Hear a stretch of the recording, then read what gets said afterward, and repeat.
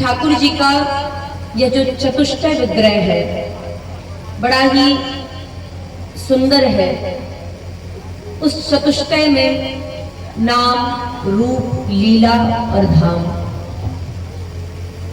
इनमें से मनुष्य अगर एक भी मार्ग को प्राप्त कर ले तो उसकी मुक्ति निश्चित है।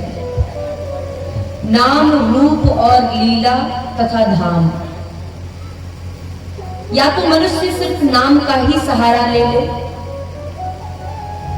ऐसे अनेकानेक भक्त हुए जिन्होंने भगवान के रूप से ज्यादा भगवान के नाम को महत्व देते हुए उन्हीं के चरणों का सहारा लिया। कुछ ऐसे भी भक्त हुए जो भगवान के नाम से ज्यादा भगवान के रूप को मानते हैं। कुछ ठाकुर जी की लीला को हृदय से प्रणाम करते हैं और कुछ सिर्फ इतना कहते हैं कि धाम में निवास मिल जाए, उतना ही काफी है। चारों ही देखा जाए तो बड़े सुंदर हैं, लेकिन इनमें से जो सबसे सरल है वो है नाम। नाम किसी भी अवस्था में, किसी भी समय पर, किसी भी स्थान पर जपा जा सकता है। इसके लिए सूतक की आवश्यकता नहीं है, इसके लिए ग्रहण की आवश्यकता नहीं है। घर में सूतक लगा हो तो भी नाम जप करो। घर में कोई ऐसा बच्चे का जन्म हुआ हो, किसी की मृत्यु हुई हो, दोनों ही अवस्था में सूतक लगते हैं। उस अवस्था में भी भगवान के नाम का स्मरण किया जा सकता है। ग्रहण लगा हो तो भी नाम जप करते हैं। अर्थात हर अवस्था में ऐसी अवस्थाएं कबीरदास जी के एक शिष्य हुए, बड़े ही नाम जप के बड़े प्रेमी पद्मनाभ जी। इन्होंने भगवान के नाम का इतना सुंदर भाव अपने हृदय में बैठाया कि ये किसी भी अवस्था में रहते तो नाम जप करते। नाम जप की इतनी ललक लग गई इनको और इतना अभ्यास हो गया कि हर सांस सांस में राम नाम लेते थे। संत तो कहते ही हैं कि ऐसी कोई सांस बाकी नहीं रहनी चाहिए जिसमें राधा नाम ना निकले। अगर कोई श्वास बिना राधा नाम के रह गई तो समझ लो तुम्हारा जीना बेकार है। इनकी भी ऐसी आदत थी भगवान के नाम जप करने की। अब ये शौच के लिए जाते तो शौच की अवस्था में भी भगवान का नाम लेते। किसी ने इनको देख लिया कि अरे ये तो शौच में बैठ करके भी राम नाम जप कर रहे। तो एक दिन जाकर के कहा, भैया शौच के समय तो भगवान का नाम मत लिया करो, बड़ा अपराध लगता है। अब क्योंकि इन्होंने गुरु जी से सुना था कि अहर्निश यहाँ तक कि सोते में भी राम नाम निकले, इतना अभ्यास हो जाना चाहिए राम नाम का। अगर व्यक्ति करवट भी बदले, कुछ संतों को आप देखेंगे, ऐसे भी संत है अयोध्या जी में, वृंदावन में, अवध में, ब्रज की भूमि में, कि जो अगर करवट भी बदलते हैं तो राम नाम लेकर के बदलते हैं और उन्हें स्वयं नहीं पता है। उन्हें नहीं पता है कि मैं राम नाम ले रहा हूं, लेकिन करवट बदली और राम राम कह दिया। ऐसे नाम का अभ्यास हो जाता है उन संतों को। तो अब ये क्या करते कि जब शौच के लिए जाते तो अपनी एक हाथ से एक जिह्वा को पकड़ करके रखते ताकि राम नाम ना निकले। अच्छा, जिह्वा को तो पकड़ा जा सकता है, मन को थोड़ी ना पकड़ा जा सकता है। जिह्वा को तो पकड़ लेते, लेकिन जिह्वा पकड़ने के बाद भी राम राम राम राम राम राम राम राम ही निकले। अब ये बड़े पश्चाताप में कि शौच के समय राम नाम, तब बड़ा प्रयास किया, लेकिन जब प्रयास में हार गए तो गुरु जी से पूछा जाकर के, बोले महाराज मुझसे तो बड़ा अपराध हो रहा है, मैं तो राम नाम शौच के समय में लेता हूँ और जीभ को पकड़ करके रखता हूँ, फिर भी राम नाम निकलता रहता है। गुरु जी ने कहा, भैया इस संसार में मनुष्य जब पाप करता है तो उस पाप का जब धीरे धीरे पाप की गठरी बढ़ जाती है, पाप का घड़ा भरने लग जाता है, तो उस व्यक्ति का जो जीव होता है, उसकी जो आत्मा होती है, वो बड़ी अपवित्र हो जाती है। पापी व्यक्ति की आत्मा सबसे ज्यादा अपवित्र कही गई है, और ऐसा अपवित्र व्यक्ति भी, ऐसी अपवित्र आत्मा को भी जो पवित्र कर दे, वो राम नाम है। तो तुम अगर शौच के समय में राम नाम ले रहे हो, तो तुम्हारे राम नाम लेने से वो राम नाम अपवित्र नहीं हो रहा है। एक तुलसी और एक राम नाम किसी भी अवस्था में, किसी भी समय अपवित्र नहीं होती है। घर में सूतक लगे, ग्रहण लगे, आप कितने भी शमशान में चले जाएं, एक राम नाम और एक तुलसी शमशान में भी पवित्र होता है महाराज। किसी के घर में सूतक लगे तब भी पवित्र होता है, ग्रहण लगे तब भी पवित्र होता है। तो गुरु जी ने जब बताया कि नहीं, राम नाम तो अत्यंत पवित्र है, इसे किसी भी अवस्था में सिर्फ राम नाम और कोई भी नाम नहीं महाराज। अब ये नहीं कि राम जी का कोई भी नाम लेने लगे, राघव लेने लगे, रघुनंदन लेने लगे, सिर्फ राम। ऐसा एक नाम जो हर अवस्था में पवित्र है, और सिर्फ राम नाम। हमने अयोध्या जी के संतों से सुना है कि राम नाम और तुलसी की माला इस संसार में इससे ज्यादा पवित्र और कुछ है ही नहीं। तो नाम का सहारा जीव मात्र के लिए बड़ा ही सुलभ है, सरल है, सहज है।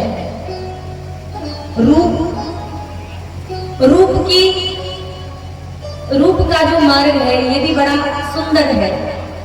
जैसे एक मनुष्य, साधारण मनुष्य को जब वह एक अवस्था में होता है, तो उसे किसी स्त्री का रूप देख करके उसका मन लग जाता है, किसी स्त्री को पुरुष का रूप देख करके मन लग जाता है।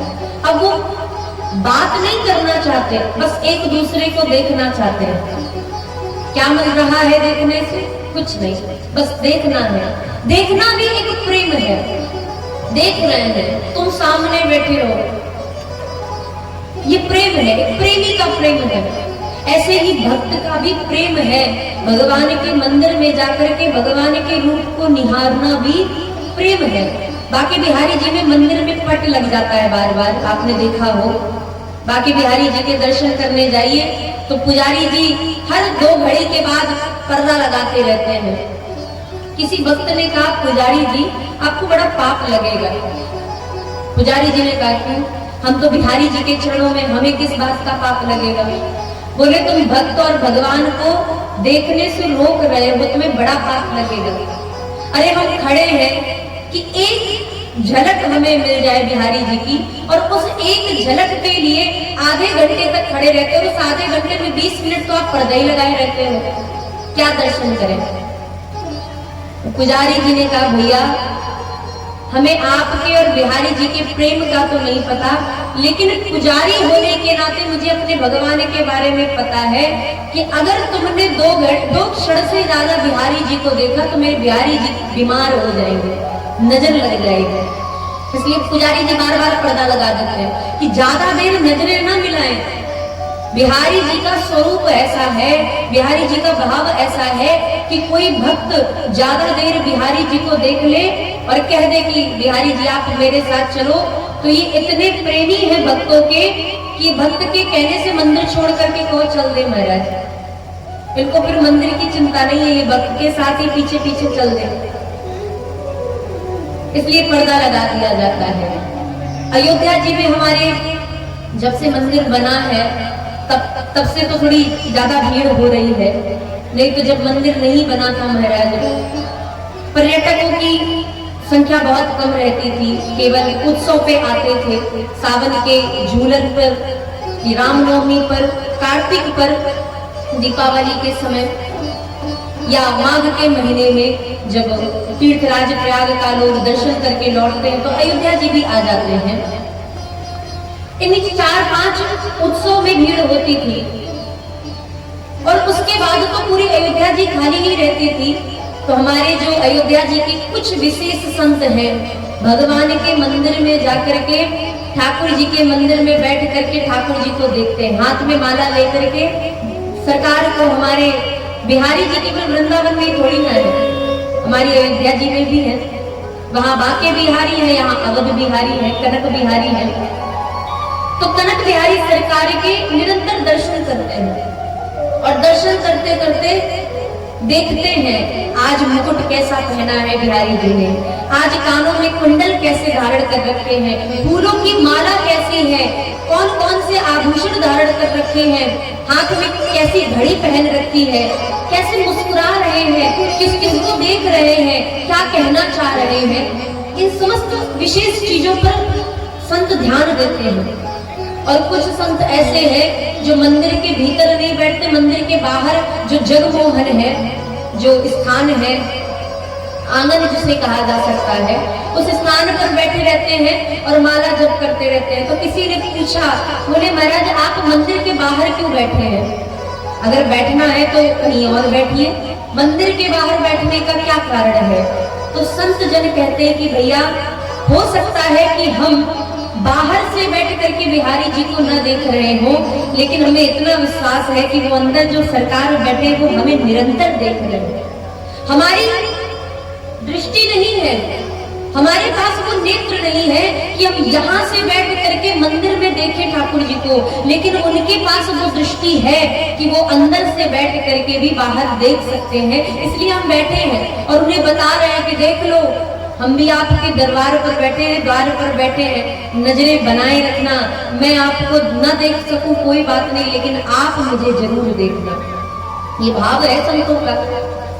तो नाम रूप का दर्शन कर रहे हैं। नियम है कि शाम को 4 बजे और तुरंत महाराज संत जन तैयार होकर के मंदिर की ओर चल दिए। आरती हुई 5-6 बजे तक बैठे हुए हैं, राम नाम जप कर रहे। लीला कैसी? तो अभी हम और आप कथा के बाद लीला का दर्शन करेंगे। जिन सरकार की लीला हम और आप देखेंगे, ये एक मनोरंजन का विषय नहीं है महाराज। ऐसा मत समझिएगा कि ठाकुर जी हमारे नृत्य कर रहे हैं, लीला कर रहे हैं, हमारा मनोरंजन हो रहा है, बिल्कुल नहीं। मनोरंजन की दृष्टि से यदि आपने लीला देखी तो बड़ा दोष लगेगा, पुण्य तो बात अलग की बात है महाराज। हमारे यहाँ कहते हैं कि जिस बालक के मस्तक पर तिलक और माथे पर मुकुट हो जाता है, वो साक्षात बिहारी जी का स्वरूप हो जाता है। हमारे पूज्य राम जन्मभूमि के जो अध्यक्ष हैं मणिराम दास स्वामी के पीठाधीश्वर, हमने और हमारे जो इस आयोजन के कर्ता धर्ता पूज्य श्री महाराज जी हैं, हम और महाराज जी ने एक ही स्थान से गुरु मंत्र लिया है। तो उस स्थान पे मणिराम दास छावनी में जो बड़े महाराज जी हैं, हमारे जो पूज्य गुरुदेव भगवान हैं, उनका बड़ा दिव्य भाव है।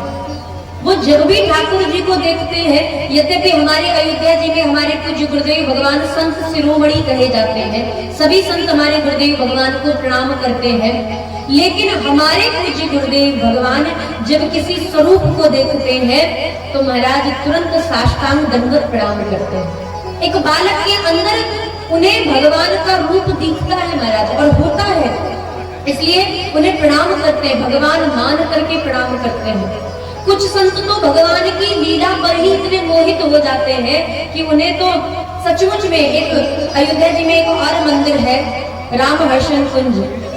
रामहर्षण कुंज में बहुत वर्षों से भगवान की लीला होती चली आ रही है, आज भी होती है। कभी आप अयोध्या जी आइए तो रामहर्षण कुंज में जरूर जाइएगा, रात्रि के समय वहां पे लीला होती है भगवान की, और बड़े दिव्य भाव से महाराज स्वरूप को बना करके, ठाकुर जी का स्वरूप मान करके लीला होती है, उसका दर्शन कीजिएगा। तो जो वहां के पूज्य महाराज जी थे, पूज्य श्री अनंत विभूषित श्री रामहर्षण दास जी महाराज, उनका बड़ा सुंदर भाव था। वो भगवान से ज्यादा भगवान के स्वरूप में प्रेम करते थे। और जब भगवान कोई बालक भगवान के रूप में, कृष्ण के रूप में, राम जी के रूप में आते तो उन्हें अपने गोद में बैठा करके ऐसे लाड लडाते थे, ऐसे रोने लगते थे, ऐसे बिलखने लग जाते थे, लगता था कि सचमुच में ठाकुर जी उनकी गोद में बैठे हैं महाराज। लीला का भाव उनसे पता चलता है कि वो लीला को किस भाव से देखते हैं। और ऐसा अद्भुत भाव, ऐसे उन्होंने भगवान के रूप को देख करके इतनी दिव्य दिव्य रचनाएं लिख दी हैं। आज भी उनकी रचनाएं अयोध्या जी में गाई जाती हैं। तो नाम, रूप, लीला और धाम। धाम थोड़ा सा कठिन है, लीला तो आप लोग देखेंगे। रूप का दर्शन किसी भी मंदिर में, अपने गांव के किसी भी मंदिर में जाके कर सकते हैं।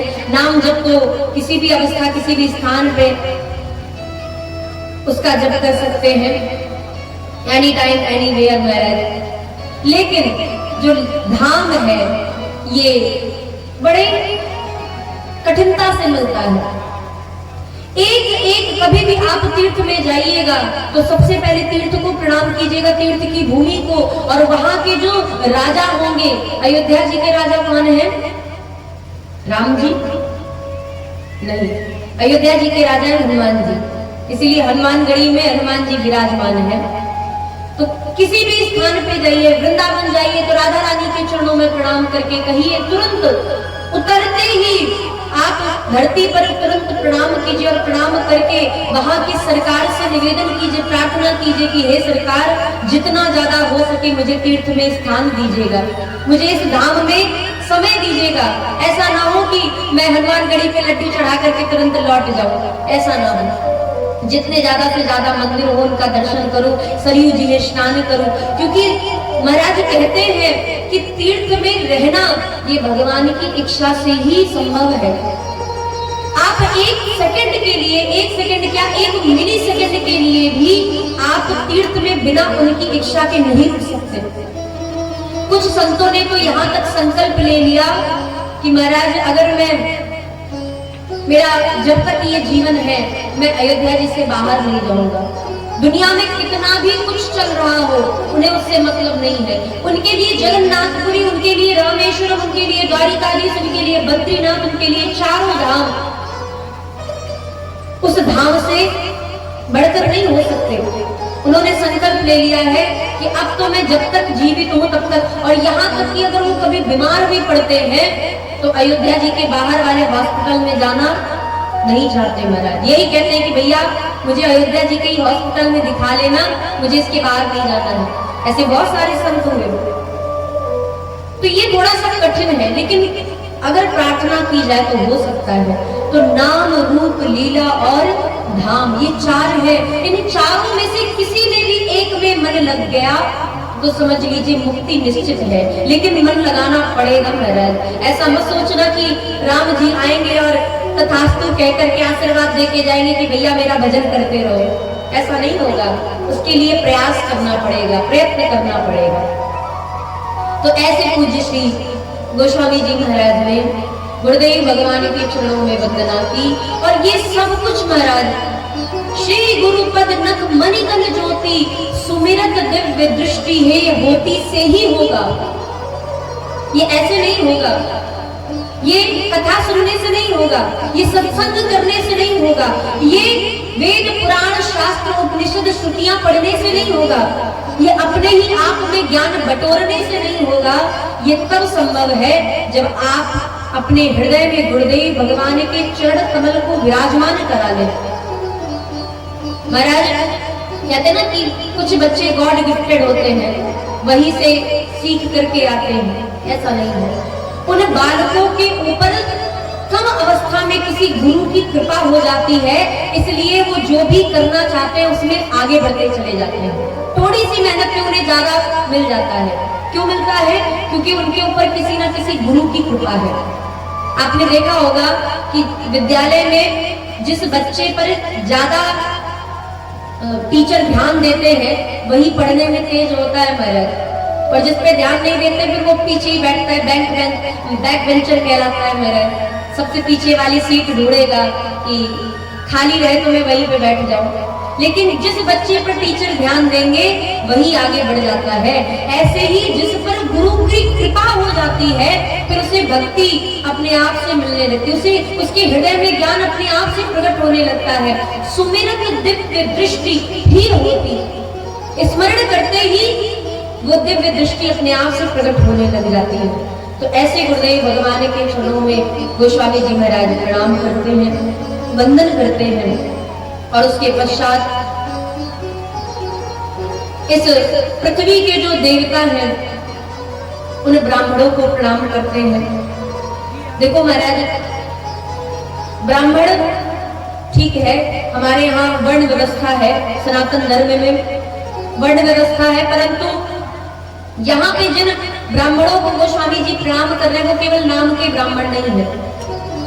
बंदो प्रथम महीसुर चरना मोह जनित संशय सब हरना, जिनके चरणों में प्रणाम करने के बाद मोह रूपी संशय समाप्त हो जाए, ऐसे ब्राह्मणों के चरणों में प्रणाम कर रहे हैं। अब आजकल तो ब्राह्मणों के माथे पर सिखाई नहीं है, तिलक तो दूर की बात है महाराज, अगर बिंदी भी रख देते हैं और अगर कहीं गलती से शादी में जाना पड़ गया तो पहले तो बिंदी पोंछी जाती है, तिलक पोंछा जाता है महाराज कि तिलक ना रह जाए। तिलक हटा करके उसके बाद एक बात ध्यान दीजिएगा, जिसके माथे पर तिलक है वो कभी भी अमर्यादा नहीं कर सकता, हमेशा मर्यादा का पालन करेगा। आप लगा करके देखिए महाराज, अगर आपके माथे पर तिलक होगा तो कोई पुरुष गंदी गाली नहीं दे सकता महाराज, चाहे स्त्री हो चाहे पुरुष हो, उसके मुख से अपने आप से गाली नहीं निकलेगी। माथे पर तिलक होगा तो कोई व्यसन नहीं कर सकता, माथे पर तिलक होगा तो वो किसी का गलत नहीं सोच सकता। जिसके माथे पर तिलक है बस करना क्या है महाराज, ये तो ऐसा काम हो गया कि ऑटोमेटिक मशीन चल रही है। तब आप सोचो कि गाली देना छोड़ दे तो ये तो बड़ा कठिन है, सोचो कि महाराज कोई नशा करना छोड़ दे, कठिन है, लेकिन तिलक ऐसी प्रक्रिया है जो ऑटोमेटिक मशीन है महाराज, जो अपने आप से काम कर रही है। बस तिलक लगाने की जरूरत है, आप तिलक लगाएंगे इधर और उधर आपके जीवन में व्यसन जाता रहेगा, गाली नहीं निकलेगी, लड़ाई नहीं होगा महाराज, किसी के बारे में गलत नहीं सोच सकेंगे। बस तिलक लगा लीजिए, तिलक रहेगा मस्तक पे तो दिमाग ठंडा रहेगा, और जिसके माथे पर तिलक है वो कभी भी कोई गलत कार्य नहीं करेगा, किसी स्त्री को गलत दृष्टि से नहीं देखेगा, और अगर उसके दिमाग में चल रहा है कुछ गलत तो वो तो सबसे पहले तिलक को बिगाड़ देगा। इसीलिए आपने देखा होगा तीर्थ में जब आजकल के जो नवयुवक हैं जब ये तीर्थों में जाते हैं तो पहले तिलक लगवा लेते हैं, 10 रुपए देकर के पहले महाराज माथा एकदम चकाचक करवा लेते हैं। तो पहले तिलक लगा लेंगे बढ़िया से और उसके बाद फिर मंदिर में जाते ही जय श्री राम के ऐसे नारे लगाएंगे। राम जन्मभूमि में तो महाराज जब हम जाते हैं एक तो आवाज बहुत गूंजती है और वो जय श्री राम के नारे लगते लगता है किसी ने साउंड ऑन कर दिया है, ऐसे जयकार लगाएंगे, सिंहनाद होता है महाराज। क्यों होता है? तिलक का प्रभाव है। और जिसके माथे पर तिलक नहीं, हमने ये अनुभव किया है, जिसके माथे पर तिलक नहीं वो धीरे धीरे बोलेगा जय श्री राम जय श्री राम, और जिसके माथे पर तिलक है वो अपने आप से एनर्जी आ रही है पता नहीं कहां से महाराज। तो ये तिलक का बड़ा प्रभाव है। जिसके गले में तुलसी की माला है, लोगों ने उल्टा निकाल लिया, लोगों ने ये सोचा कि तुलसी की माला पहनने के बाद झूठ नहीं बोलना चाहिए। अरे आप तुलसी की माला पहन के तो देखिए, झूठ निकलेगा ही नहीं महाराज, पहन के तो देखिए, ऐसा थोड़ी ना है कि अब झूठ ही नहीं बोलना, एकदम से झूठ क्या। ये है कि भाई तुलसी की माला पहनो तो झूठ थोड़ा कम बोलने का प्रयास करो, लेकिन अगर आप तुलसी की माला पहन लेंगे तो अपने आप से ही झूठ कम निकलेगा, धीरे धीरे वो आदत छूट जाएगी, फिर आपको खुद लगेगा। क्यों? क्योंकि ये तुलसी कंठ से जुड़ी है महाराज, और जब ये कंठ से जुड़ जाती है तो एक तो कंठ पे सरस्वती जी विराजमान हो जाती है, भगवान का नाम भी इसी कंठ से निकलता है, और जब तुलसी और राम नाम दोनों एक साथ हो जाते हैं तो जीवन में फिर सत्य ही सत्य रह जाता है, झूठ तो समाप्त हो जाता है महाराज। इसलिए तुलसी और तिलक हर मनुष्य के जीवन का अंग होना चाहिए, श्रृंगार होना चाहिए।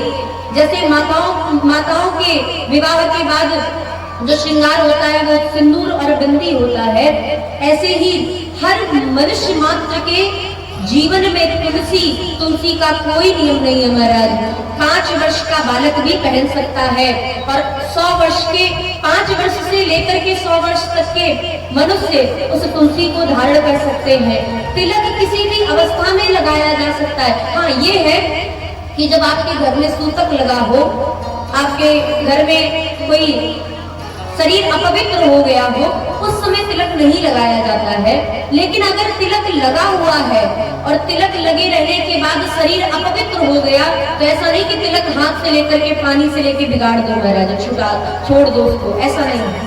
तिलक कभी बिगाड़ना नहीं चाहिए। हमने बहुत सारे लोगों को देखा है, तिलक तो लगा लेते हैं, उसके बाद जब ट्रेन वगैरह में सफर करना होता है तो पहले मुंह धुल लेते हैं। तिलक लगाने के बाद कभी भी मुंह नहीं धुलना चाहिए। तुलसी सदैव पहने रहना चाहिए, क्योंकि तुलसी कभी अपवित्र नहीं होती। शमशान घाट जाने वाला पुरुष भी तुलसी का कभी त्याग नहीं करना चाहिए। उस शमशान घाट पे जाने के बाद भी तुलसी अपवित्र नहीं होती है। कभी तुलसी मत उतारिए, हमेशा पहन के रखिए सबको। और एक निवेदन और है, तुलसी पहनने वाले व्यक्ति की, अब क्योंकि जन्म के समय ही मृत्यु लिख दी जाती है कि जन्म कब होगा, मृत्यु कैसे होगी और किस प्रकार से होगी, ये तो लिखा रहता है। लेकिन जब आप तुलसी धारण करते हैं और मान लीजिए कभी अचानक से किसी व्यक्ति का एक्सीडेंट हो जाए, अकाल मृत्यु हो जाए, तो अकाल मृत्यु में बड़ा कष्ट होता है। कभी कभी तो व्यक्ति की तड़प तड़प के जान निकल जाती है। जो व्यक्ति उस तुलसी को धारण करता है, ऐसे अकाल मृत्यु होने पर भी महाराज कभी उसको शारीरिक कष्ट नहीं मिलता है, क्योंकि भाई हमारे कर्म खराब है तभी तो हमारी अकाल मृत्यु होगी। अगर हमारे कर्म अच्छे होंगे तो अकाल मृत्यु होगी ही नहीं। अगर कर्म खराब है तो अकाल मृत्यु होगी, और अकाल मृत्यु होगी तो यमराज के दूत कोड़े से मारते हुए लेकर के जाएंगे। लेकिन जिसके गले में तुलसी की माला होती है, उसको कभी भी यमराज के दूत पकड़ के नहीं ले जाते, उनको लेने के लिए विष्णु दूत आते हैं। इसीलिए तुलसी की माला सबके गले में होनी चाहिए, तिलक होना चाहिए। अब ब्राह्मणों के माथे पर ना तो तिलक रह गया है और ना ही शिखा रह गई है, न तुलसी की माला ही रह गई है। पहले तो ब्राह्मणों को देख करके दूर से पहचान लेते, अरे ब्राह्मण देव आ रहे हैं महाराज, बामन देव आ रहे हैं, ऐसे तो बोलते थे महाराज। और तुरंत कुर्सी खाली कर दी जाती थी, आइए आइए महाराज बैठिए। आजकल तो पता ही नहीं चलता ब्राह्मण है कौन। पहले क्षत्रियों को देख करके पता चल जाता था, अरे ठाकुर साहब आ रहे हैं। पहले वैश्य को देख करके पता चल जाता था, सेठ जी आ रहे हैं, पेट निकला हुआ है, बढ़िया सी पोटली लिए हुए महाराज, और बढ़िया चौबंदी पहन करके जब हाथ में 10-10 अंगूठी पहन करके आते थे तो पता चल जाता था सेठ जी आ रहे हैं। और शूद्र को देख करके तो उनके सेवा के भाव से ही सब पहचान जाते थे। परंतु आज लोगों ने अपने धर्म का ही एक प्रकार से त्याग कर दिया। ना तो ब्राह्मण पहचान में आते, ना क्षत्रिय, ना वैश्य, ना शूद्र। अब तो बताना पड़ता है। खैर कोई बात नहीं। गोस्वामी जी जिन ब्राह्मणों को प्रणाम कर रहे हैं, वो ब्राह्मण ऐसे हैं जो मोह जनित संशय सब हरना, जिनके चरणों में प्रणाम करते, जिनको देख करके ही मोह नष्ट हो जाए, ऐसे ब्राह्मणों को वंदन प्रणाम है। संतों को प्रणाम करते हो स्वामी जी। मुद मंगल में संत समाजो, जो जग जंगम तीरथ राजो, राम भगति जह सुर सरिधारा। तीर्थराज प्रयाग इस साल तो सभी लोग गए होंगे, लगभग सभी गए होंगे महाराज। 144 वर्षों के बाद ऐसा योग बना कि महाकुंभ, पूर्ण कुंभ एक साथ उपस्थित हुआ। सब गए, किस लिए गए कि थोड़े से पाप कम हो जाएंगे। बहुत जीवन में पाप कर लिए महाराज, स्नान कर लेंगे तो थोड़े से तो पाप कम हो ही जाएंगे। तो लेकिन वहां जाने के लिए पैसा चाहिए था, समय चाहिए था और साथ चाहिए था। अकेले तो नहीं जाते बनता महाराज। लेकिन संतों का समाज ऐसा तीर्थराज प्रयाग है जिसके लिए ना तो पैसा चाहिए और ना किसी का साथ चाहिए, बस समय चाहिए। और ये संतों का समाज अपने आप से चल कर के आता है। मुद मंगल में संत समाजू, जो चलता फिरता जो जग जंगम तीर्थ राजू, जो चलता फिरता तीर्थ राज प्रयाग है। राम भगत जहाँ सुर सरी धारा, जहाँ राम जी की भक्ति ही गंगा के समान है। निर्गुण ब्रह्म का जो व्याख्यान है वही माता सरस्वती जी के समान है। और जो विधि निषेध में क्या करना चाहिए क्या नहीं करना चाहिए, ये जो विधि निषेध है यही माता यमुना जी के समान है। और यही तीनों नदियों का त्रिवेणी संगम है। संत ही चलता फिरता तीर्थ राज प्रयाग है। जो अपने कर्म में अडिग है वही महाराज अक्षय वट है। और ऐसे चलते फिरते तीर्थ राज प्रयाग को गोस्वामी जी महाराज वंदन प्रणाम करते हैं। तो ऐसे संत समाज मुद मंगल में समाज को प्रणाम किया। वंदना प्रकरण तो बड़ा विस्तृत है, किसकी वंदना करे किसकी ना करे महाराज। अवधपुरी को गोस्वामी जी प्रणाम करते हैं, भगवान के नाम की वंदना कर रहे हैं गोस्वामी जी।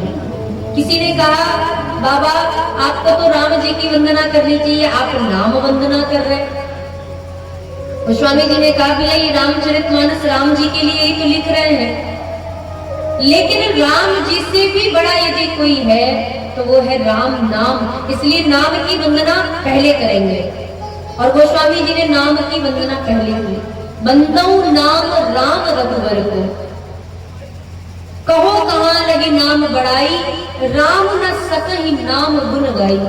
मैं कितनी प्रशंसा करूं राम जी के नाम की।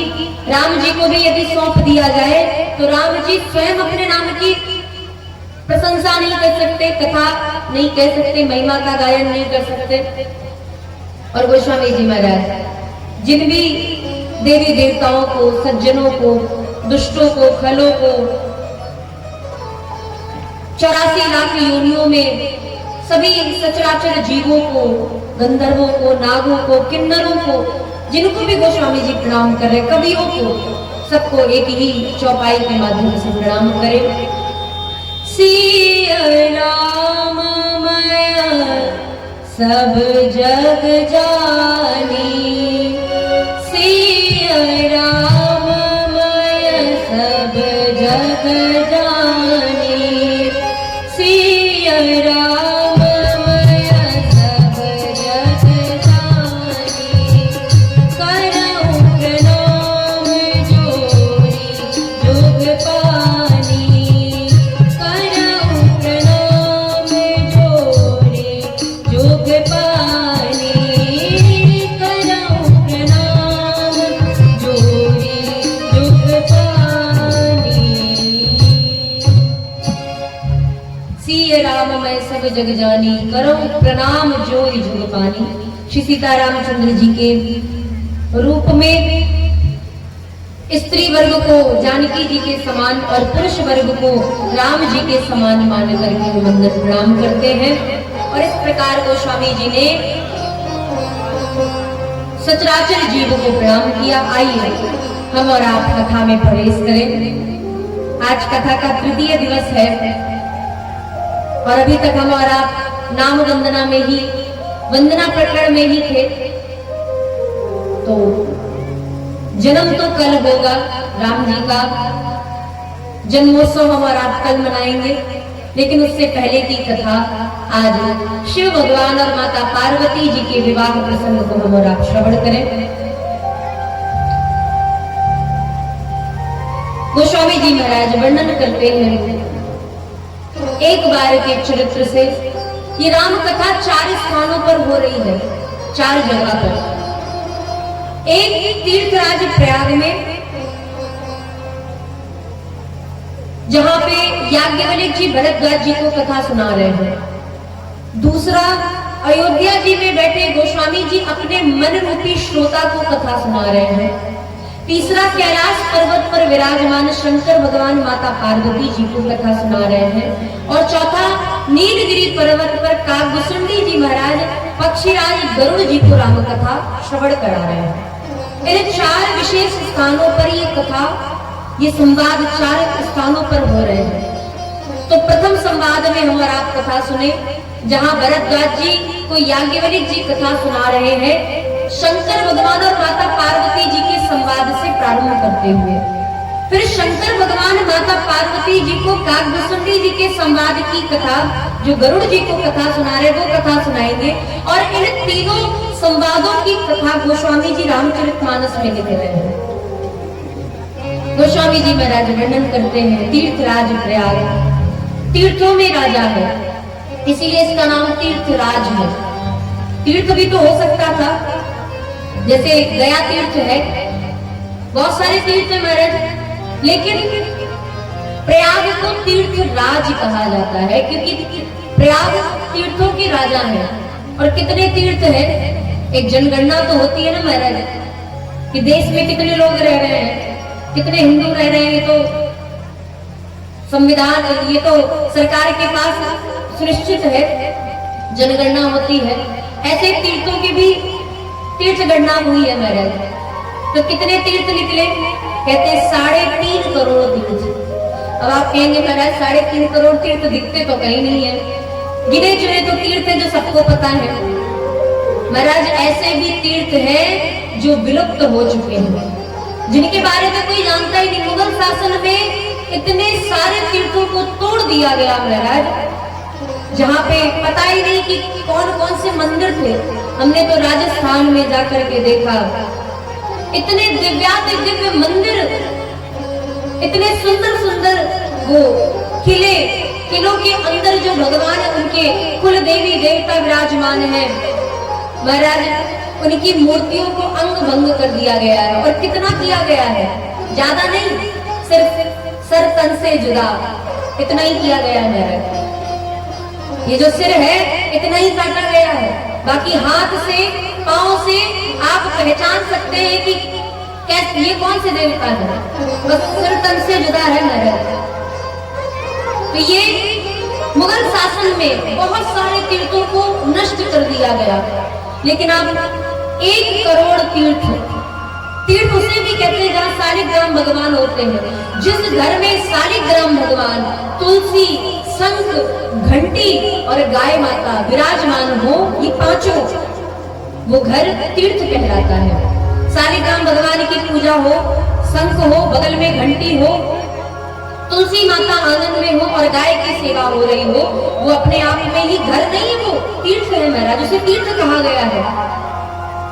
गौशाला जहाँ होती है, जहाँ गौ माता सिर्फ सेवा के भाव से रखी जाती है, ना कि दूध बेचने के लिए, जहाँ पे गौ की सेवा होती है, वो भी तीर्थ होता है।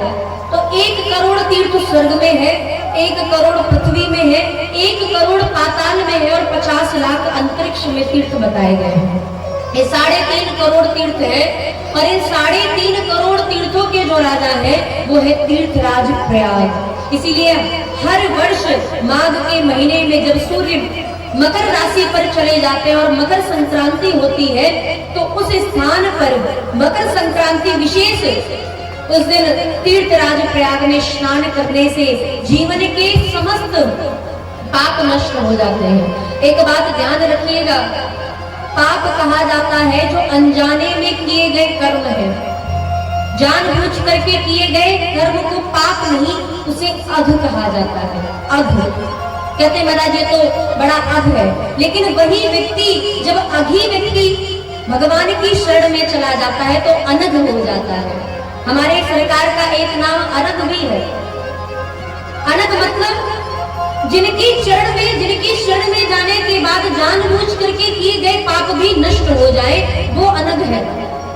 तो पाप वही नष्ट होते हैं किसी भी तीर्थ में जाने से, किसी भी नदी में स्नान करने से, किसी भी मंदिर में घंटी बजाने से, भगवान की सेवा करने से वही पाप नष्ट होते हैं जो अनजाने में किए गए हैं। अब ऐसा मत समझ लेना कि तीर्थराज प्रयाग में महाकुंभ में स्नान करके आ गए तो जीवन के सारे किए गए सारे पाप नष्ट हो जाएंगे। वो जानबूझ के किए गए पाप नष्ट होने वाले नहीं हमारे। तो ऐसे तीर्थराज प्रयाग सारे तीर्थ प्रतिवर्ष तीर्थराज प्रयाग में माघ के महीने में आते हैं और निवास करके 1 महीने तक चले जाते हैं। इसलिए महाराज 144 साल के बाद जो आपने महाकुंभ देखा, इसमें आप गए, लेकिन अगर हो सके कोशिश कीजिएगा, प्रयास कीजिएगा कि प्रतिवर्ष के माघ के महीने में आप एक बार, एक दिन, महीने में किसी भी एक दिन जाकर के तीर्थराज प्रयाग में स्नान जरूर कीजिएगा। बड़ा पुण्य है, क्योंकि उस स्थान पे 3.5 करोड़ तीर्थ निवास करते एक महीने तक। तो ऐसे तीर्थराज प्रयाग को गोस्वामी जी महाराज प्रणाम करते हुए वहां से कथा प्रारंभ करते हैं। भरद्वाज मुनि बसहि प्रयागा, भरद्वाज मुनि बसहि प्रयागा, तिनहि राम पद अति अनुरागा, तिनहि राम पद तापस समदम गया निदाना, तापस परमारथ पथ परम सुजाना, परमारथ पथ माघ मकर गत रवि जब होई, माघ मकर गत रवि जब होई, तीरथ पति हियाव सब कोई, तीरथ पति हियाव, तीरथ पति हियाव सब कोई, तीरथ पति हियाव सब कोई। बोलिए भक्तवत्सल भगवान की। ये बहुत अच्छा कार्य आपने किया महाराज। कभी भी अपनी स्लीपर को, चप्पल को अपने आगे नहीं रखना चाहिए। ये कार्य आप बहुत सुंदर कर रहे हैं। कभी भी मंदिर में जाइए महाराज, तो चप्पल ऐसी जगह पे उतारिए जहां पे आपकी चप्पल को कोई लांघे नहीं, अथवा आप किसी की चप्पल को लांघ करके मत जाइए। क्यों मत जाइए? क्योंकि अगर आपकी चप्पल को कोई लांघ करके जाएगा या आप किसी की चप्पल को लांघ के जाएंगे तो उसके सारे पाप और दोष आप ले लेते हैं। इसलिए मंदिर की सीढ़ियों पर या मंदिर की सीढ़ी के पास में कभी भी चप्पल मत उतारिए, ऐसी जगह उतारिए। अब तो महाराज लॉकर हो गए मंदिरों में, मंदिर के बाहर आप कहीं एक लॉकर में चप्पल को उतार के रख दीजिए। अब लोग आलस कर जाते हैं महाराज कि यही पड़ा रहने दो, एक चप्पल उधर उतार दी, एक चप्पल उधर उतार दी महाराज, कोई ढूंढेगा तो मिलेगा ही नहीं। लेकिन कभी भी चप्पल को एक ऐसे स्थान पर रखिए जहां आपकी चप्पल पर कोई पांव ना रखे या आप किसी की चप्पल पर पांव ना रखें। और कभी भी कथा में चप्पल पे मत बैठिए। हमने बहुत सारे लोगों को देखा है महाराज, चप्पल उतार के चप्पल पर ही बैठ जाते हैं। क्यों बाहर उतारेंगे? अच्छा, इसका मतलब कुछ लोग बैठे हैं महाराज जो चर्चा कर रहे हैं, इसका मतलब चप्पल के ऊपर ही बैठे हैं। चप्पल के ऊपर मत बैठिए। चप्पल बड़ी पवित्र है, लेकिन इससे अपवित्र भी कोई नहीं है महाराज, कुछ नहीं है इससे अपवित्र। चप्पल खो जाए तो समझ लो शनि चला गया महाराज। सारे जितने भी दोष थे, जितने पाप थे, जितनी हमारे दिमाग में कूड़ा करके वाली बुद्धि थी, वो सब नष्ट हो गई। इसलिए चप्पल चोरी हो जाए तो धन्यवाद दिया करो भगवान का, और चप्पल की चिंता मत किया करो महाराज। एक बड़ा सुंदर भाव है कि कुछ श्रोता कथा में आते हैं इसी हेतु, कुछ श्रोता कथा में आते हैं इसी हेतु, देखे कथा कैसी ये सुनाते हैं। कुछ लोग आते हैं महाराज, कुछ लोग देखते कथा कैसी कह रहे हैं व्यास जी। तो कुछ श्रोता कथा में आते हैं इसी हेतु, देखे कथा कैसी ये सुनाते हैं। और कुछ तो कहते हैं प्रसाद तो मिलेगा ही, और कुछ तो जूते ही चुराने आते हैं। तो कुछ तो प्रसाद लेने आते हैं, कुछ जूते ही चुराने आ जाते हैं महाराज। जूते किसी, कभी चप्पल चोरी मत कीजिए, चप्पल बदलिए मत, और चप्पल ऐसी जगह उतार दीजिए कि अगर खो भी जाए तो भगवान को धन्यवाद दीजिए कि चलो मेरे घर की दरिद्रता चली गई। चप्पल के ऊपर मत बैठिएगा, कभी भी कथा मत सुनिएगा मेरे। और आगे भी मत रखिएगा, ऐसा नहीं कि आगे बैठे नहीं तो आगे रख करके बैठ गए, नहीं, चप्पल को एक कोने में उतार करके ही हो जाएगी। महाराज कौन सा आपकी जमीन लेकर के चला जाएगा, वे चप्पल ही है। एक सस्ती चप्पल खरीद लो 50 रुपए वाली, वही पहन के आया करो कथा में महाराज। उसको मंदिर के लिए बना लो कि मंदिर में जाना है तो वही चप्पल 50 रुपए वाली पहन के जाएगी, हो जाए तो गम नहीं, हम किसी से कम नहीं। बोलिए भक्तवत्सल भगवान की। तो हमारा चर्चा कर रहे थे कि भगवान की ऐसी दिव्य कथा जहां तीर्थराज प्रयाग में अनेकानेक संत माघ के महीने में कहते भी हैं और सुनते भी हैं। भरद्वाज जी महाराज के आश्रम पर अनेकानेक संत प्रतिवर्ष आते हैं, निवास करते हैं, कथा सत्संग करते हैं और उसके बाद माघ महीने पूर्ण होने के बाद अपने अपने आश्रम को चले जाते हैं। एक बार की बात है, तीर्थराज प्रयाग में ही भरद्वाज जी के आश्रम पर याज्ञवल्क्य जी महाराज प्रतिवर्ष की भांति इस वर्ष भी आए और आकर के कथा को सुनकर के सुना करके जब जाने लगे तो भरद्वाज जी ने चरणों को पकड़ लिया और निवेदन किया कि महाराज मुझे भी आपसे श्री राम कथा सुननी है। अब ऐसा कह दे कि राम कथा सुनाओ तो याज्ञवल्क्य जी कहेंगे महाराज 1 महीने से कथा ही तो सुन रहे थे, कौन सी व्यथा मैंने आपको सुनाई। तो भरद्वाज जी ने चरणों को पकड़ लिया और मूर्ख बन गए। बोले महाराज राम पवन प्रभु पूछो तो ही, राम जी कौन है।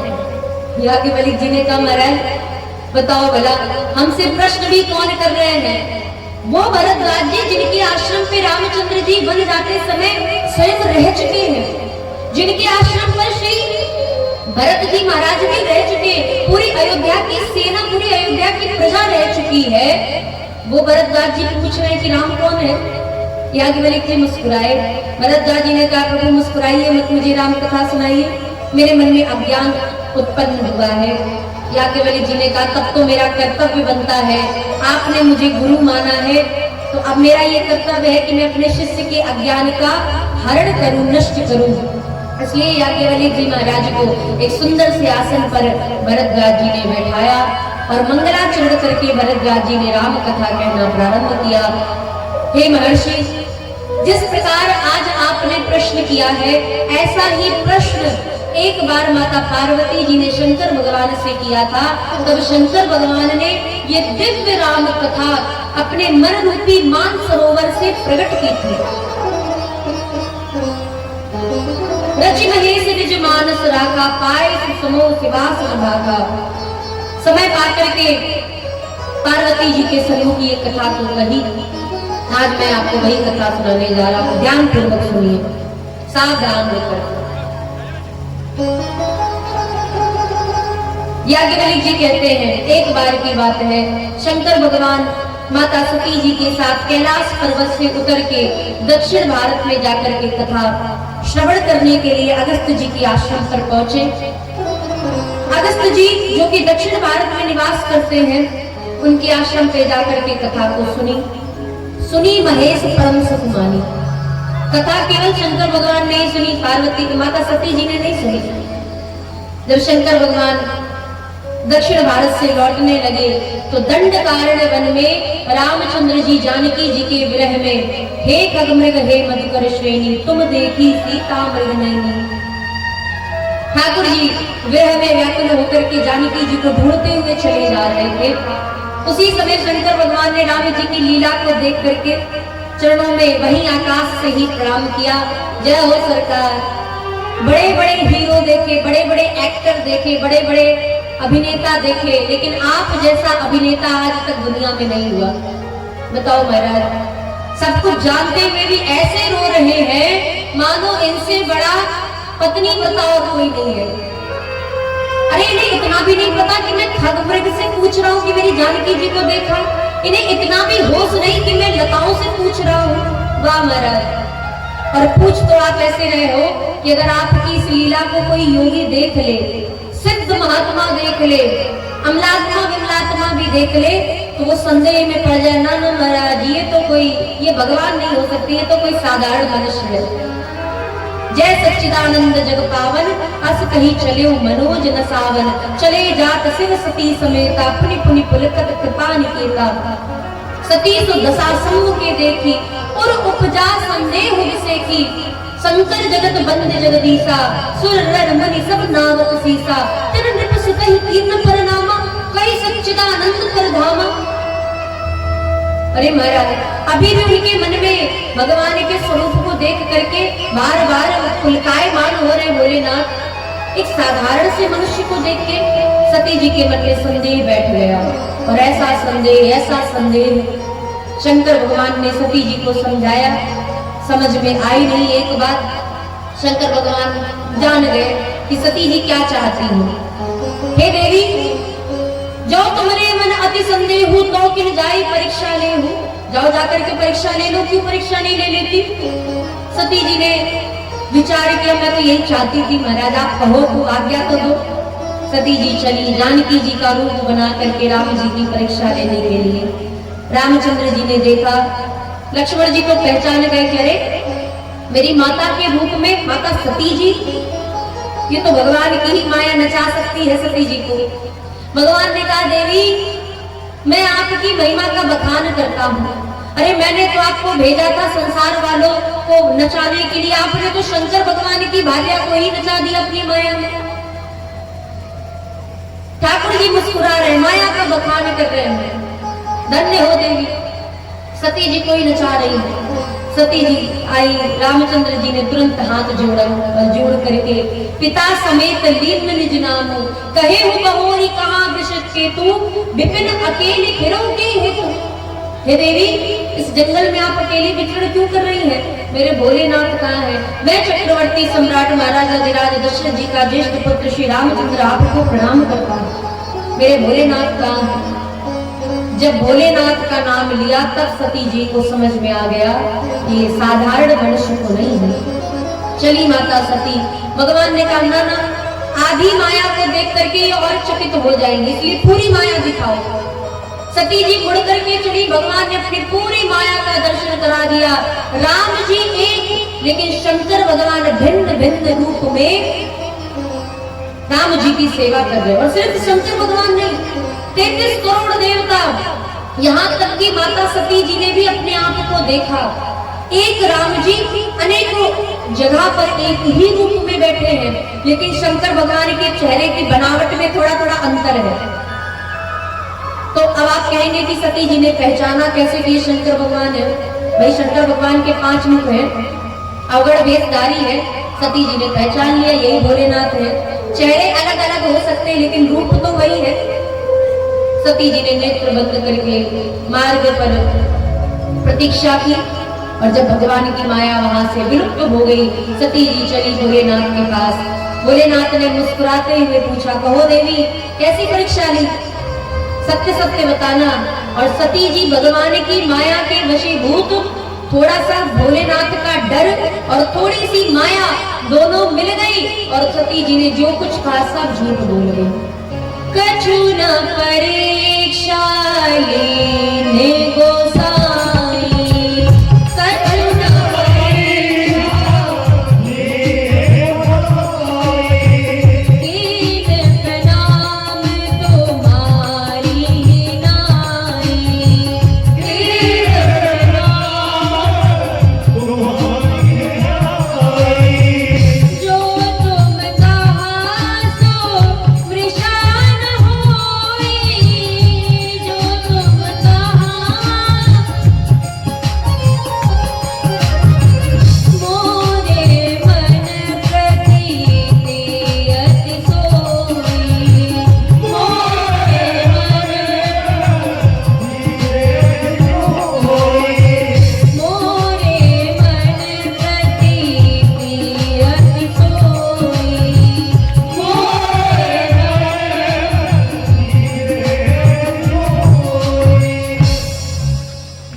हे देवी सत्य सत्य बताना कैसी परीक्षा ली। सती जी ने कहा, प्रभु मैं तो प्रणाम करने गई थी, मैंने परीक्षा थोड़ी ना ली। शंकर भगवान ने कहा, तो प्रणाम तो आप यहाँ से भी कर सकती थी, ठाकुर जी तो कड़कड़ में निवास करते हैं। सती जी ने कहा, ना कीर्ण प्रणाम, लेकिन तुम्हारी ही नहीं। मैंने भी आकाश मार्ग में खड़े होकर के प्रणाम किया। वहां जाते ही मैं पहचान गई कि ये ब्रह्म है। शंकर भगवान का दिमाग कुछ काम न किया। भोलेनाथ ने कहा, वाह देवी, मैंने 5 मुखों से 5 बार तुमको 5 प्रकार से समझाया, तब समझ में ना आया, और अचानक से तुम्हें समझ में आ गया। ऐसी भगवान ने कौन सी लीला कर दी? शंकर भगवान ने ध्यान लगा के देखा, पता चला कि अच्छा, ये तो भगवान की माया देवी जी को नचा रही है। तुरंत शंकर भगवान वहां से चले। भगवान की कथा को कहते हुए मन ना लगा, क्योंकि सती जी से प्रेम कर नहीं सकते। सती जी ने सीता जी का रूप बनाया और त्याग कर नहीं सकते, क्योंकि सती जी का कोई दोष नहीं। तब शंकर भगवान ने राम जी का ध्यान किया और तुरंत संकल्प स्मरण में आया, यही तन सती भेंट मोहिना हो। मैं सती जी के तन से भेंट नहीं करूंगा, शिव संकल्प कीर्ण मन माही। शंकर भगवान चले। देवताओं ने कहा, बिना पत्नी के जाने पति का संकल्प पूर्ण नहीं होता है, इसलिए देवी जी को तो बताना पड़ेगा।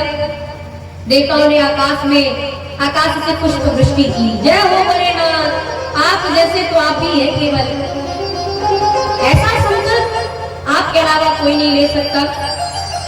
अब सती जी कह रही है, देवता आधी अधूरी बात क्यों बोलते हैं? मैं कौन सा संकल्प लिया प्रभु? लेकिन सती जी पतिव्रता है, चेहरे को देख करके पहचान गई कि भोलेनाथ ने क्या संकल्प लिया। भोलेनाथ ने मेरा परित्याग कर दिया है।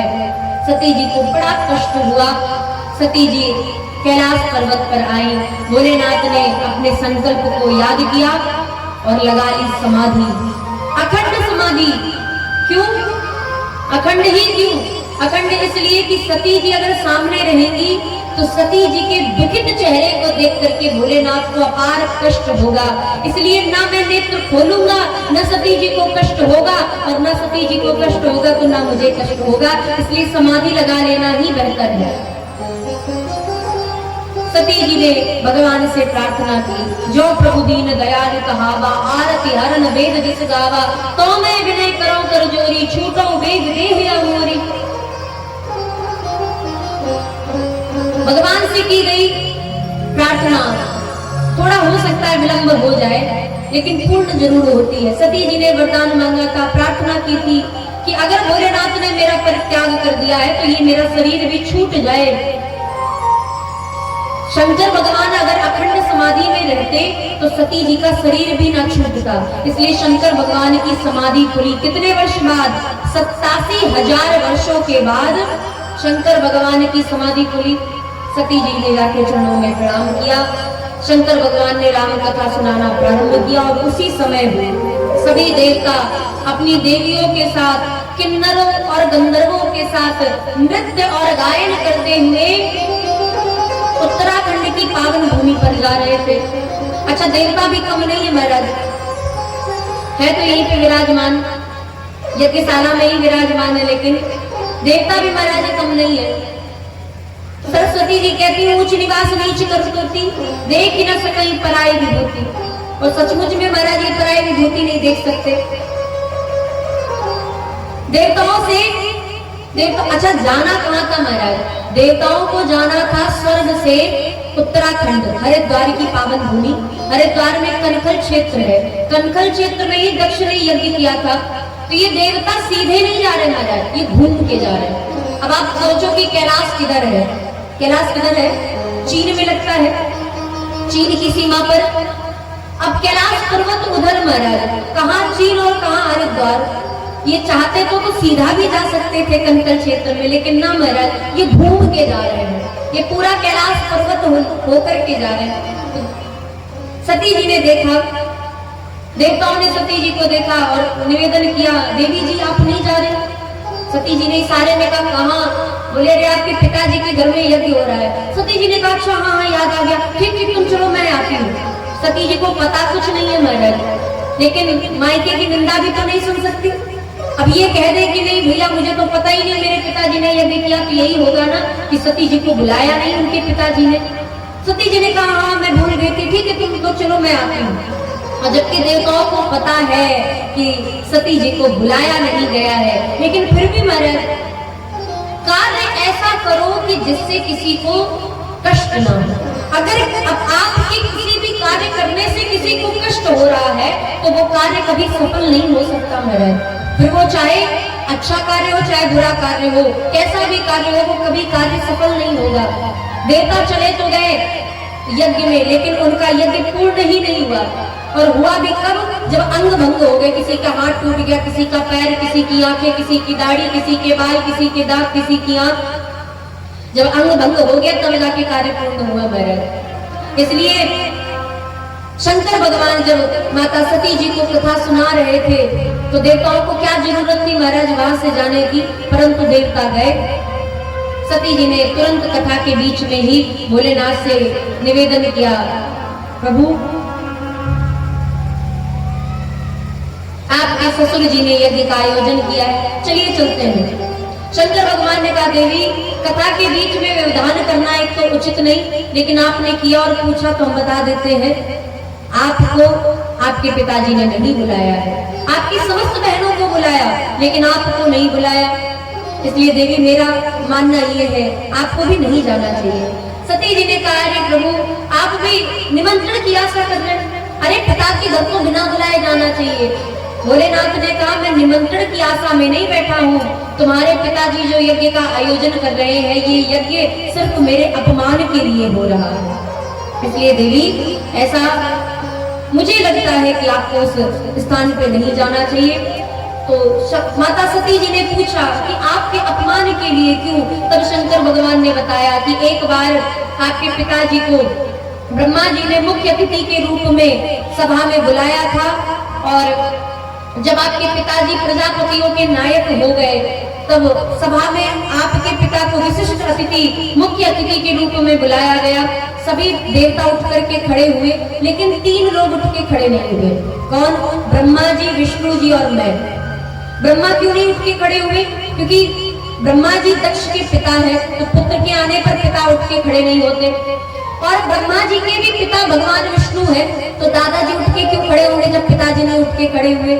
और देखा जाए तो मैं भी तो उन त्रिदेवों में आता हूँ, ब्रह्मा विष्णु महेश तीनों एक स्थान पे त्रिदेव कहलाते हैं, लेकिन तुम्हारे पिता मुझे त्रिदेव में न गिनती करके अपने दामाद के रूप में गिनती करते। चलो कोई बात नहीं, मैं हूँ भी उनका दामाद, तो मेरा ये कर्तव्य है कि मैं उठ के खड़ा हो जाऊं। लेकिन भाई तुम तो जानती हो कि जहाँ मुझे समय मिलता है मैं थोड़ी देर के लिए ही सही भगवान के नाम का जप करता हूँ, और जप करते करते कब समाधि लग जाती मुझे खुद पता नहीं चलता। इसलिए मैं समाधिस्थ हो गया और मैं तुम्हारे पिता के स्वागत में खड़ा ना हो सका। उन्हें लगा कि मैंने ये सब कुछ जानबूझ के किया। तुम्हारे पिता तो मुझे पहले से ही पसंद नहीं करते थे, और उसके बाद जब मैं उठ के खड़ा नहीं हुआ तो और क्रोध आ गया। उन्होंने मुझे श्राप दे दिया कि आज के बाद किसी भी यज्ञ में शंकर को निमंत्रण नहीं मिलेगा, भाग नहीं मिलेगा। मेरे गणों ने भी तुम्हारे पिता को श्राप दे दिया कि जिस मुख से तुम शंकर भगवान की निंदा कर रहे हो, जिस मुख से तुम बार बार मैं कर रहे हो, हम श्राप देते वही तुम्हारा मुख बकरे का हो जाए। बकरा भी मैं करता है महाराज। अब तो जब स्वागत समारोह की जगह श्राप समारोह होने लगा तो हम भैया वहां से उठ के चले आए। लेकिन तुम्हारे पिताजी आज भी मुझसे बैर करते और इसीलिए ये यज्ञ का आयोजन किया है। हे देवी तुम मत जाओ। सती जी ने कहा, भैया महाराज मुझे तो जाना है। और कभी कभी स्त्रियों का हट 3 ही हट प्रसिद्ध है, बाल हट, योग हट और स्त्री हट। इन तीनों के हटों को पूर्ण करने के लिए तो ब्रह्मा जी को भी उतरना पड़ता है महाराज। सती जी ने हट कर लिया। शंकर भगवान ने कहा, ठीक है, जब आपकी ऐसी इच्छा है तो जाइए। रुद्रगणों के साथ शंकर भगवान ने विदा किया। पिताजी के भवन में माता सती जी पहुंची, परंतु जब किसी ने सती जी का स्वागत न किया और अपमान करने लगे। सती जी की बहनें भी मिली तो हंसी उड़ाते हुए मिली, माता ही एक आदर पूर्वक मिली। सती जी यज्ञशाला में गई। शंकर भगवान की सभी देवता निंदा कर रहे थे और यहाँ तक कि शंकर भगवान का कहीं भाग भी नहीं था। सती जी को क्रोध आ गया। सुना उस सभासद सकल मुनिंदा, कहीं सुनी जिन शंकर निंदा, सो पर तुरत लाभ सब काहू, भली भांति पछताव पिताहू।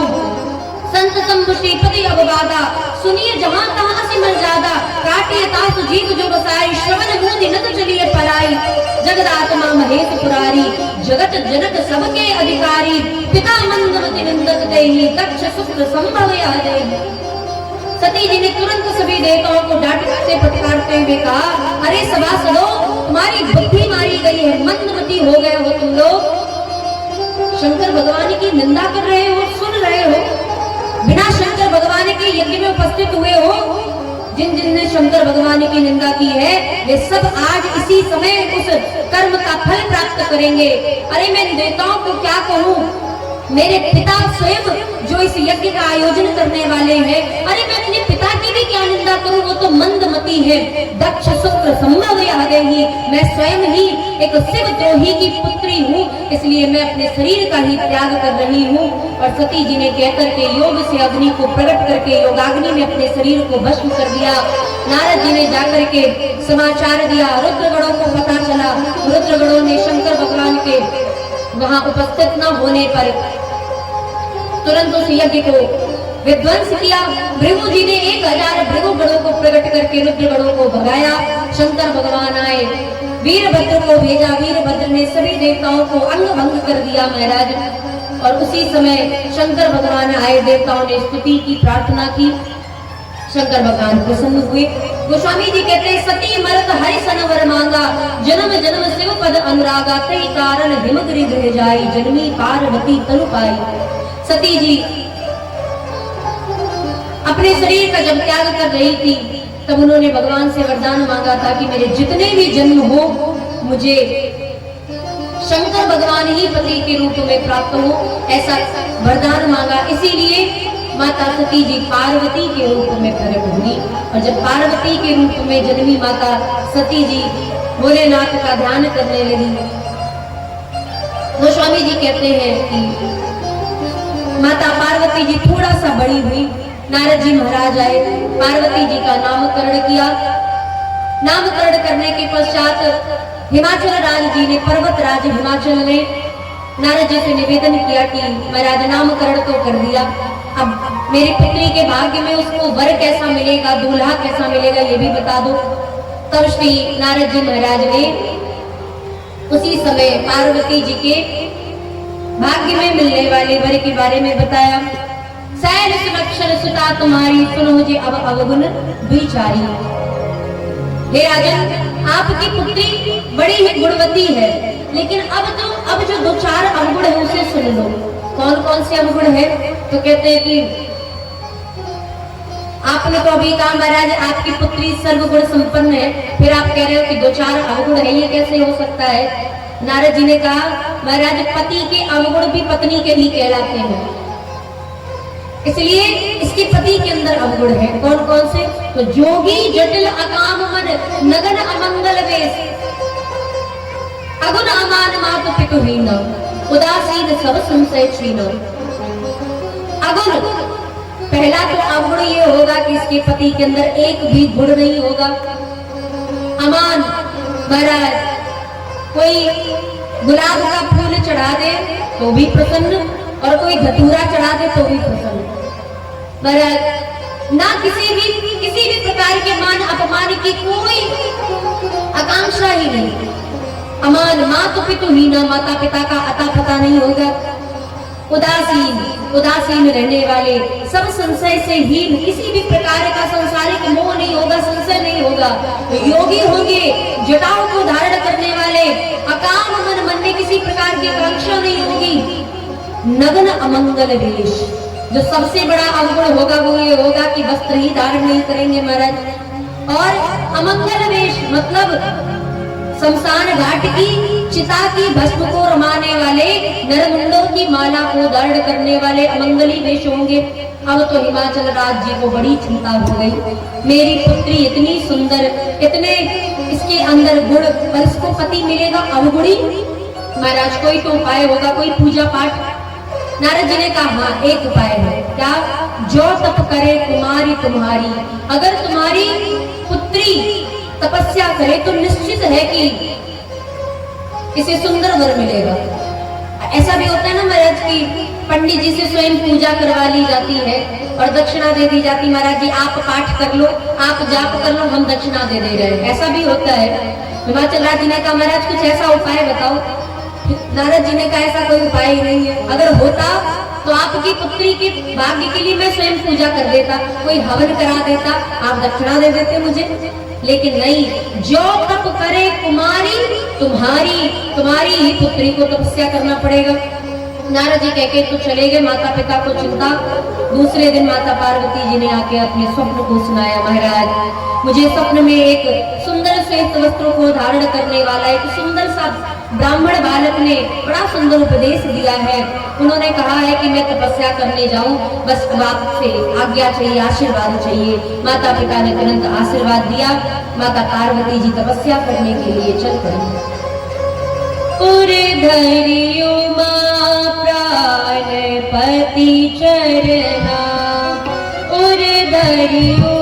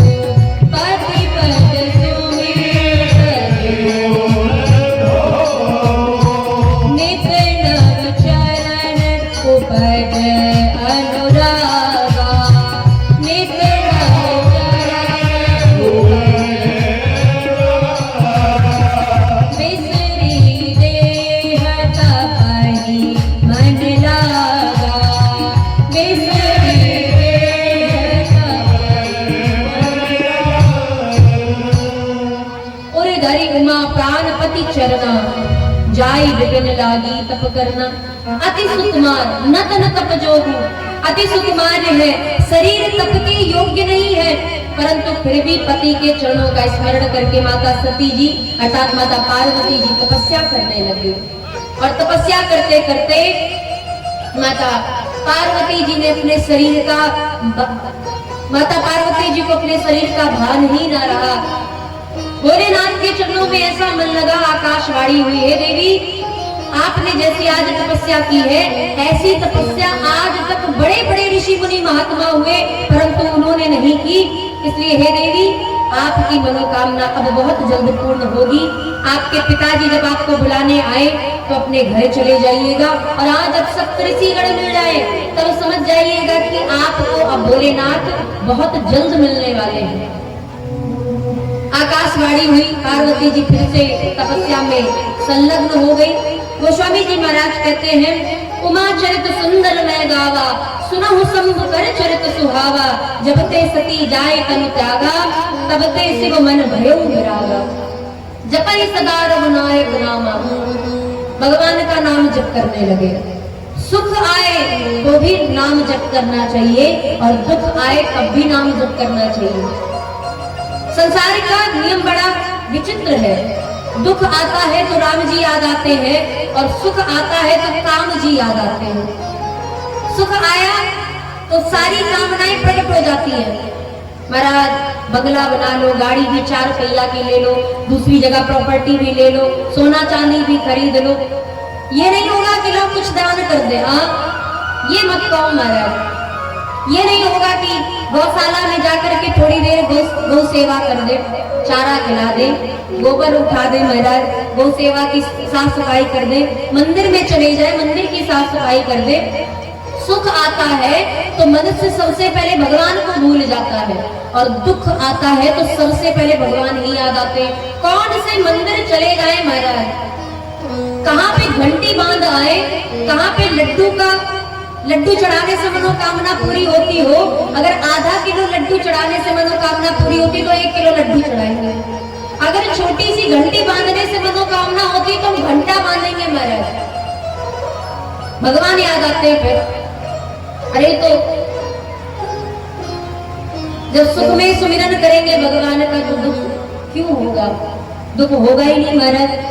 दुख भी जान जाएगा कि ये जब देखो तब भगवान का ध्यान करता है, भैया इसके पास मत जाओ, नहीं भगवान से अलग से सोटे पड़ेंगे हमें। इसलिए सुख आए तो भगवान को पहले याद कीजिए। आपके घर में विवाह होता है बालकों का, तो बारात ऐसे तो नहीं निकल जाती होगी महाराज। जो गांव की देवी है या देवता है वहां पर पूजा होती है ना, पहले पूजा होती है, उसके बाद बारात निकलती है।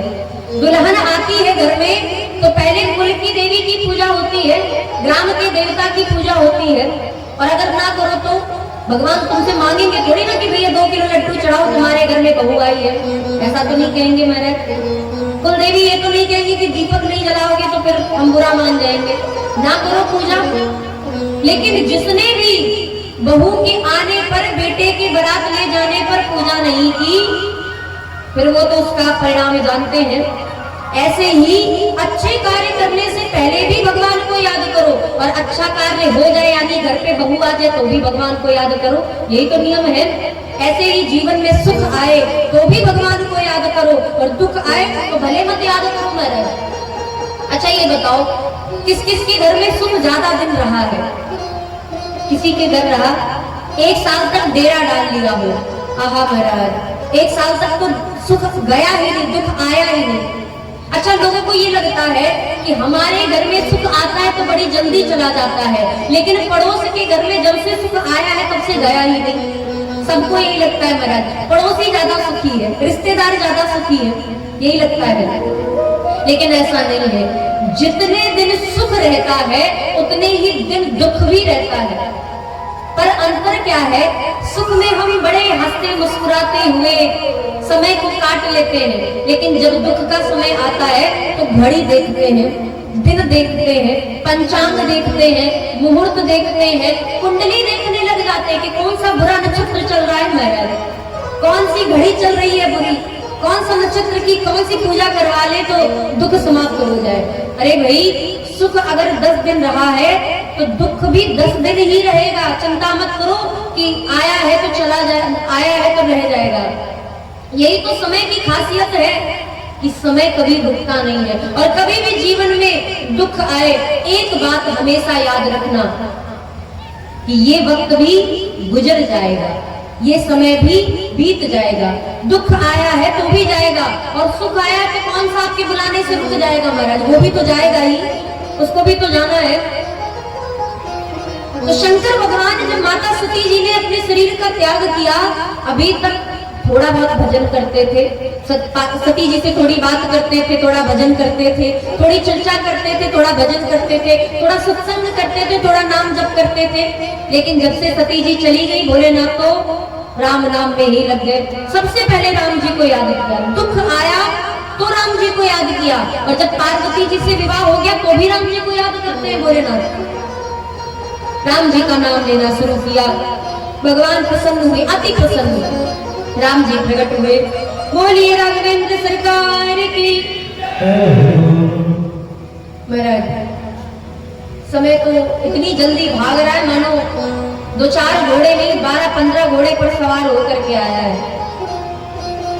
हमें तो लग रहा है वंदे भारत ट्रेन से ही आया है क्या, ये समय चल करके आया नहीं महाराज, कि तुरंत चला गया। अच्छा श्रोता अच्छे मिल जाए तो समय कब बीत जाता है पता भी नहीं चलता है, और कुछ श्रोता ऐसे मिल जाते हैं आहा महाराज समय ही नहीं कटता है, लगता है अभी तो घड़ी देखी थी महाराज, अभी 5 ही मिनट हुए। ऐसे भी श्रोता मिल जाते हैं, क्यों कथा सुनी नहीं रहे महाराज, लगे हुए महाराज कहीं और ही, ध्यान कहीं और है। देखिए 2 ही प्रकार के श्रोता मिलते हैं, या तो अच्छे या तो खराब, और दोनों में ही एक सिमिलैरिटी होती है, दोनों में एक समानता होती है। क्या कि दोनों ही मूर्ति बन जाते हैं। अच्छे श्रोता होंगे तो इतने ध्यान से सुनेंगे लगेगा मानो किसी ने मूर्ति बैठा दी, और जो खराब श्रोता होंगे, खराब श्रोता का मतलब, खराब का मतलब जिनका कथा में मन नहीं लगता महाराज, वो केवल आते हैं थोड़ी देर बैठकर चले जाते हैं, वो भी आकर के बैठ जाएंगे आंख बंद करके, उनका भी शरीर नहीं हिलेगा महाराज। तो दोनों श्रोताओं में यही सिमिलैरिटी होती है, अच्छे मिल जाएंगे तो भी हिलेंगे डुलेंगे नहीं, और नहीं सुनने वाले मिलेंगे तो भी हिलेंगे डुलेंगे नहीं महाराज। तो यहाँ पे तो बड़े अच्छे श्रोता हैं, आए हैं महाराज, हमने तो देखा है कि माताएं आ जाती हैं तो फिर उनको तो एक बार कथा में शांत कराना पड़ता है, लेकिन यहाँ माताओं का स्वरूप ही बदला बदला सा नजर आ रहा है महाराज। यहाँ पे माताएं आती है, बात नहीं करती महाराज, तुरंत बैठ करके मन लगा के कथा सुन रही है। अच्छी बात है, हमें भी बड़ा अच्छा लगता है जब ऐसे श्रोता मिल जाते हैं। हम अपने आप को भाग्यशाली मानने लग जाते हैं जब आप जैसे श्रोता मिल जाते हैं। बोलिए श्रोता समाज की। हाँ भाई, आप अपने लिए भी जयकार लगा लो महाराज, आपकी भी तो जय जयकार। श्रोता वक्ता ज्ञान निधि, गोस्वामी जी चाहते तो वक्ता श्रोता कह सकते थे, लेकिन गोस्वामी जी की दृष्टि में वक्ता से बड़ा श्रोता है। श्रोता अच्छे मिलेंगे तभी भगवान की कथा निकलेगी, और अगर श्रोता अच्छे नहीं मिलेंगे तो फिर भगवान की कथा हो ही नहीं पाएगी महाराज। इसीलिए श्रोता वक्ता ज्ञान निधि, श्रोताओं का नाम पहले है। तो महाराज हमारा चर्चा कर रहे थे कि समय भी समयावधि पर है, ज्यादा विलंब नहीं करेंगे। कल भी इंद्रदेव ज्यादा प्रसन्न हो गए तो बोले ना महाराज आज लीला नहीं होगी, आज केवल कथा सुन के प्रसाद लेके घर चले जाओ। अच्छा, थोड़ा समय दिया, उन्होंने कहा कि अभी कथा सुनी है, अगर चाहो तो थोड़ी देर के लिए तुम लोग जा सकते हो, कहीं स्थान में छुप सकते हो, लेकिन आप भी श्रोता श्रोता हैं महाराज। बोले इंद्र बरसे चाहे इंद्र का क्रोध बरसे, हम जाने वाले नहीं महाराज। और फिर इंद्रदेव ने बरसना चालू किया, तब फिर ये लगा कि अब तो जाना ही पड़ेगा। तो इसलिए ज्यादा विलंब नहीं करेंगे, लीला का भी दर्शन करना है आप सभी को। आइए जल्द से जल्द भोलेनाथ की बारात को लेकर के चले। शंकर भगवान से माता सियाराम, श्री शंकर भगवान से श्री रामचंद्र जी ने वरदान मांगा। अब विनती मम सुनो शिव, जो मोह पर निज देहु, जाय विवाह हो शैल जइया मोहि मांगे देहु। हे भोलेनाथ, माता पार्वती जी से विवाह कर लो। भोलेनाथ ने कहा वाह महाराज, अरे आप प्रकट हुए तो मुझे लगा कि राम जी की आपकी भक्ति मुझे मिल जाएगी, और आप तो अलग ही बात बता रहे, कह रहे कि विवाह कर लो। एक बार किया था ना, राम जी ने कहा तो क्या हुआ महाराज? अरे पार्वती जी का प्रेम इस बार दुगना है, उनके प्रेम का मान सम्मान करते हुए, उनके प्रेम के भाव को रखते हुए उनसे विवाह कीजिए, और ये मुझे वरदान में मांगने पर दीजिए। शंकर भगवान ने वचन दे दिया। रामचंद्र जी अंतर ध्यान हुए। भोलेनाथ ने सप्तऋषि गणों को बुलाया, पार्वती जी के पास भेजा। पार्वती जी के प्रेम की परीक्षा ली सप्त ऋषियों ने।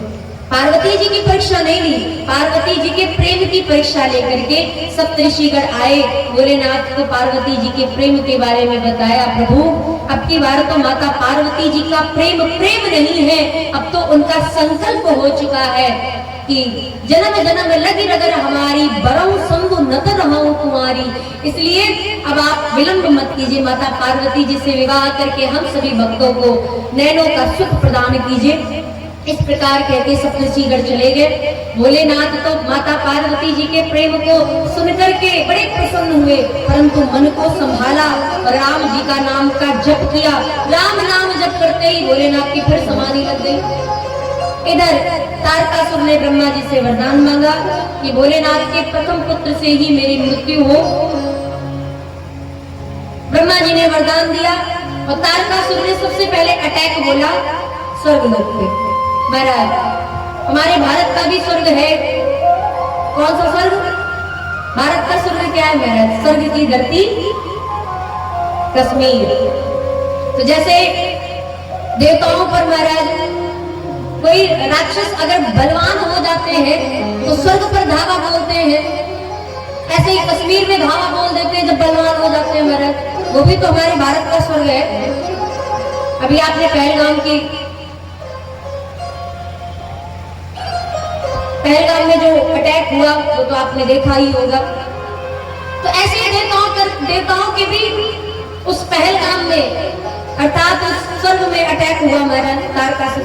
ब्रह्मा जी से देवताओं ने कहा महाराज वरदान दिया करो, तो एक बार पूछ तो लिया करो कि वरदान देना क्या है। अब बताओ, भोलेनाथ का विवाह हुआ नहीं, विवाह हुआ नहीं है, समाधि में वो अलग से बैठे हैं। विवाह होगा तब पुत्र होगा और पुत्र होगा तब इसकी मृत्यु होगी। अब बताओ भोलेनाथ को विवाह के लिए कहेगा कौन? किसकी हिम्मत है जो भोलेनाथ की समाधि को बंद करे? देवताओं ने तुरंत कामदेव को बुलाया। कामदेव ने कहा महाराज हम ही मिले थे केवल, अरे अन्य देवता भी थे। देवताओं ने कहा महाराज परोपकार के लिए शरीर का त्याग करने पर धर्मशास्त्र उसको जन्म जन्मांतर के लिए उसका बखान करते हैं। कामदेव चल पड़ा महाराज और जैसे ही शंकर भगवान के पास आया अनेकानेक यत्न प्रयत्न किए, हार करके एक आम के वृक्ष पे छोटे से पत्ते पर छोटा सा रूप धारण करके तुरंत चल पड़ा महाराज। अपने धनुष पर बाण को चढ़ा करके जैसे ही बाण को चढ़ा के भोलेनाथ के शरीर पर हृदय पर वार किया, वो छोटा सा बाण जब भोलेनाथ के हृदय पर लगा, भोलेनाथ की समाधि भंग हो गई। अरे कहीं मेरे हृदय में विराजमान रामचंद्र जी को तो वो बाण नहीं लग गया। क्रोध आ गया भोलेनाथ को, कौन है वो दुष्ट जिसने मेरे सरकार को कष्ट दिया है। और क्रोध में भोलेनाथ ने तीसरे नेत्र अग्नि रूपी नेत्र को खोल करके जो ही देखा, कामदेव पूरे वृक्ष के साथ भस्मीभूत हो गया। रति ने आकर के प्रार्थना की, भोलेनाथ छड़े तुष्टा छड़े रुष्टा तुष्टा तुष्टा छड़े छड़े। भोलेनाथ तुरंत प्रसन्न होने वाले, तुरंत वरदान दिया, जाओ देवी तुम्हारे पति का नाम आज से अनंत, बिना अंग के व्याप्त होने वाला कामदेव। रति जी ने कहा महाराज नाम लेकर के क्या करेंगे, पति तो चले गए। भोलेनाथ ने कहा तो चिंता ना करो, द्वापर युग में भगवान कृष्ण के जो प्रथम पुत्र होंगे प्रद्युम्न, वही तुम्हें पति के रूप में प्राप्त होंगे। इस प्रकार कहकर के भगवान शंकर ने रति जी को वरदान दिया। देवताओं ने कहा महाराज बहुत अच्छा समय है, चलो महाराज वरदान मांग लेते हैं।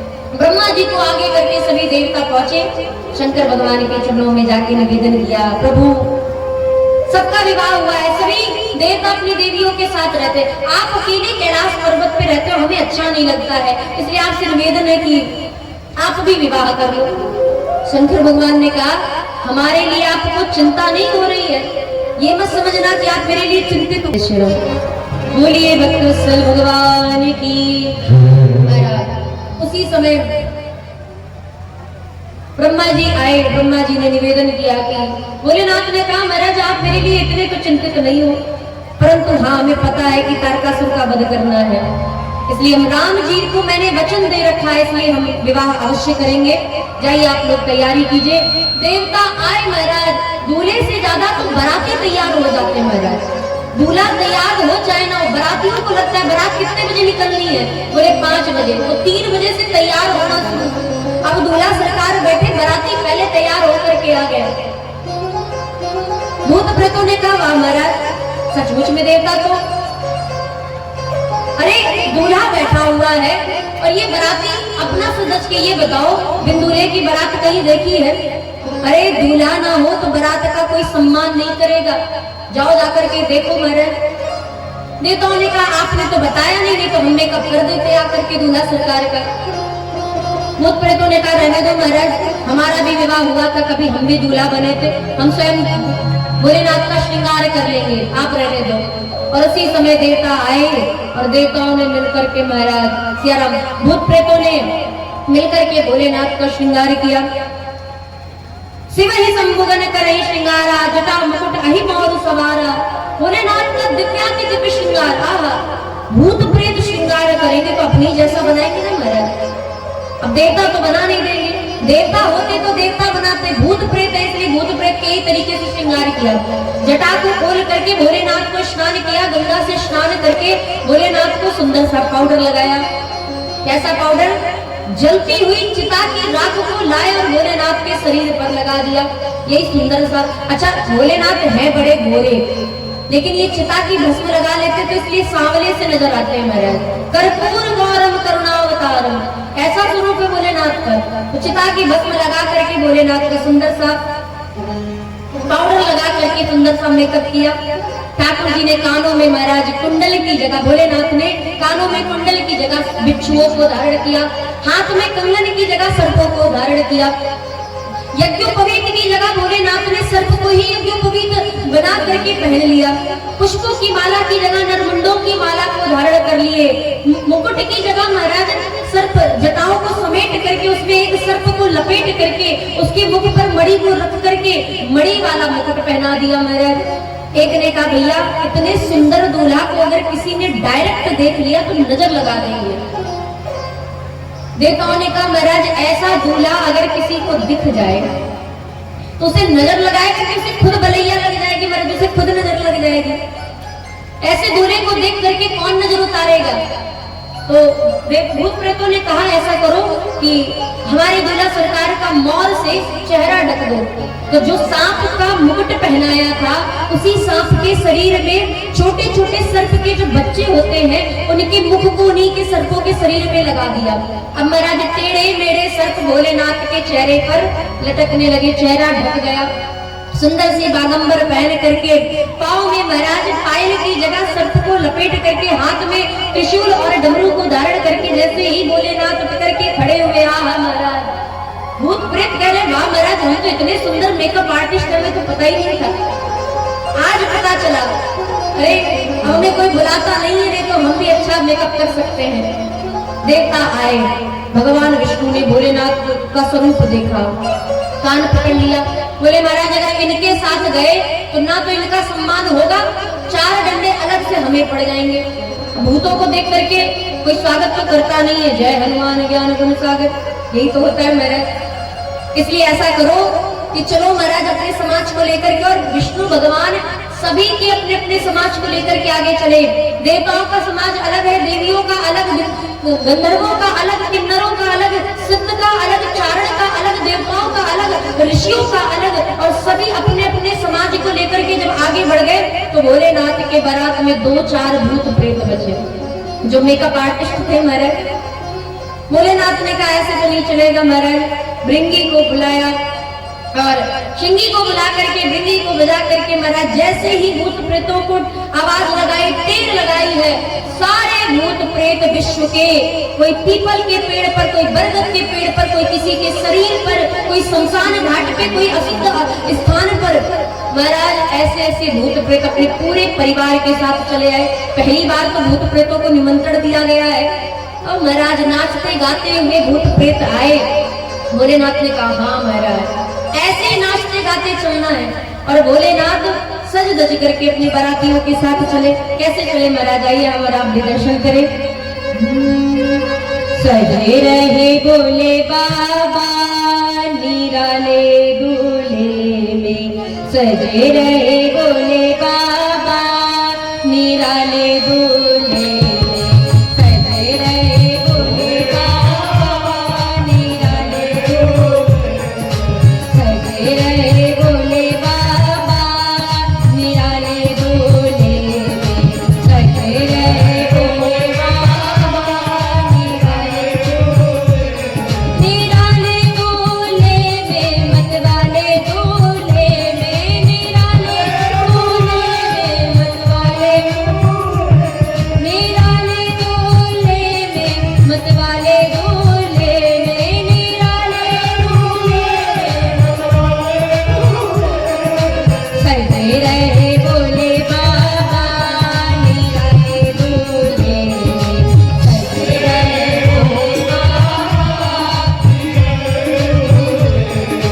देखो भोले बाबा की अजब है बात, देखो भोले बाबा की, चले संग लेकर के भूतों की बारात, चले संग लेकर के भूतों की बारात, सजे रहे भोले बाबा निराले दूल्हे में, सजे रहे भोले बाबा। और भोलेनाथ का रूप कैसा है देखो महाराज, ताली बजाते रहना, भोलेनाथ का विवाह है। हम ये नहीं कहेंगे कि बाराती बनना, क्योंकि भोलेनाथ की बारात में 2 ही बाराती थे, या तो देवता या फिर भूत प्रेत। देवता बनने से और भूत बनने का कोई शौक नहीं है महाराज। इसलिए हम ये नहीं कहेंगे कि भोलेनाथ की बारात में बाराती बन जाओ, लेकिन ताली तो बजा ही सकते। अब हमें आपका घर का पता नहीं पता है तो क्या हुआ, भूत प्रेतों को तो पता है ना। और जब ताली नहीं बजाएंगे तो देखेंगे कि किस किसने ताली नहीं बजाई है। इसलिए महाराज सभी लोग भाव से सजे रहे भोले बाबा निराले दूल्हे में, सजे रहे भोले बाबा। और कैसा स्वरूप है भोलेनाथ का, तो कहते हैं है भेष निराला, जय हो पिया भंग का प्याला, है भेष निराला पिया भंग का प्याला, सिर झुटा पड़ाए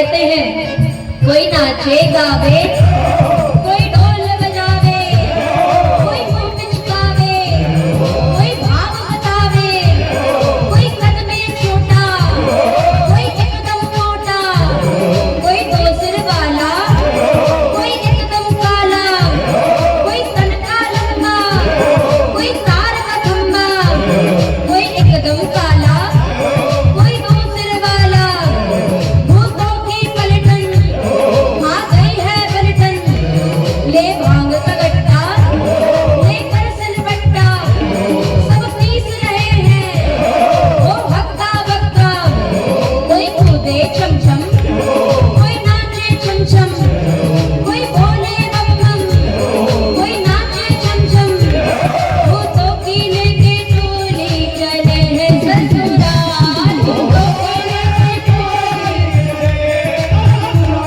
शिव भोले हो दिगंबर, वो बैल पे सवार, शिव भोले हो दिगंबर, सहते रहे भोले बाबा, निराले भोले, सहते रहे भोले बाबा, सहते रहे भोले बाबा, निराले भोले, सहते रहे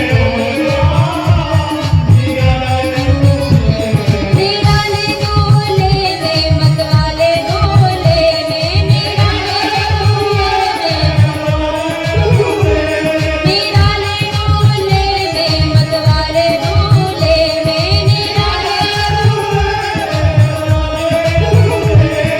सहते रहे भोले बाबा, निराले भोले, सहते रहे भोले बाबा, निराले भोले, सहते रहे भोले बाबा, निराले भोले, सहते रहे भोले बाबा, निराले भोले, सहते रहे भोले बाबा, निराले भोले, सहते रहे